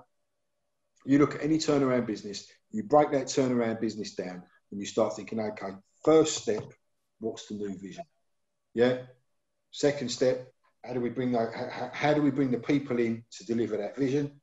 Third step, how do we, as Steve was saying, you know, the Ferguson bit about communication, how do we communicate that vision to all the stakeholders? You know, we're stakeholders. Yeah, we are the stakeholder. We're the fan base.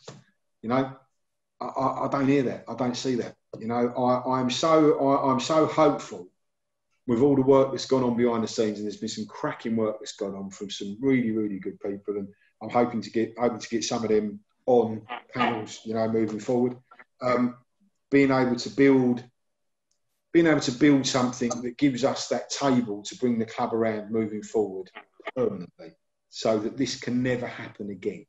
You know, I think you've got to look at it in stages and sections and realise how we've got to this space where we ended up as almost a broken support with our own challenges across us. You know, we've managed to heal those rifts, we've managed to get everything together, and we're now building a table where we can bring the club to, and we can start talking about what good should look like, what's important to West Ham fans. Help bridge that disconnect for whoever is on the other side of that table, for however long they are on the other side of the table. Because me, my boy, his boys, his girls, their boys, their girls, they're always going to be West Ham. I've seen 4 sets of ownerships go in my lifetime. Right now, I'll probably settle for just one more. Right? Yeah. But one more for Finmint, yeah. You know, right? But I'm also careful what we wish for. And people talked about, you know, you spoke very well earlier about wouldn't it be common sense to get round the table and to sound out a group that represents 16,000 of the fan base, you know, ticks all the boxes, is affiliated, does the right thing. Wouldn't it make sense to engage them and other groups that are set up and have got this kind of collective vision of what being a West Ham fan should be, that message should be? That would absolutely be the right move. In the same respect, as a supporters group, we've also got, you know, there's not just me and Bubbles and, you know, Pretty Boy Andy. You know, there's people like Lee behind the scenes who works like a Trojan, making sure our membership is stood up. And, you know, we've got Phil, our ex-chairman, who kind of moderates and does loads of stuff on the social media. And we've got a brilliant set of people on the committee who work tirelessly. They really do, to have got us to where we are.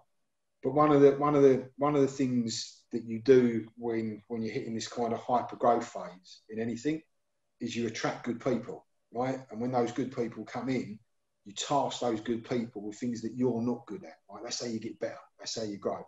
And I see that as being one of the massive problems at West Ham, because that communication bit, that control bit, that having to control everything here with that glass ceiling, right?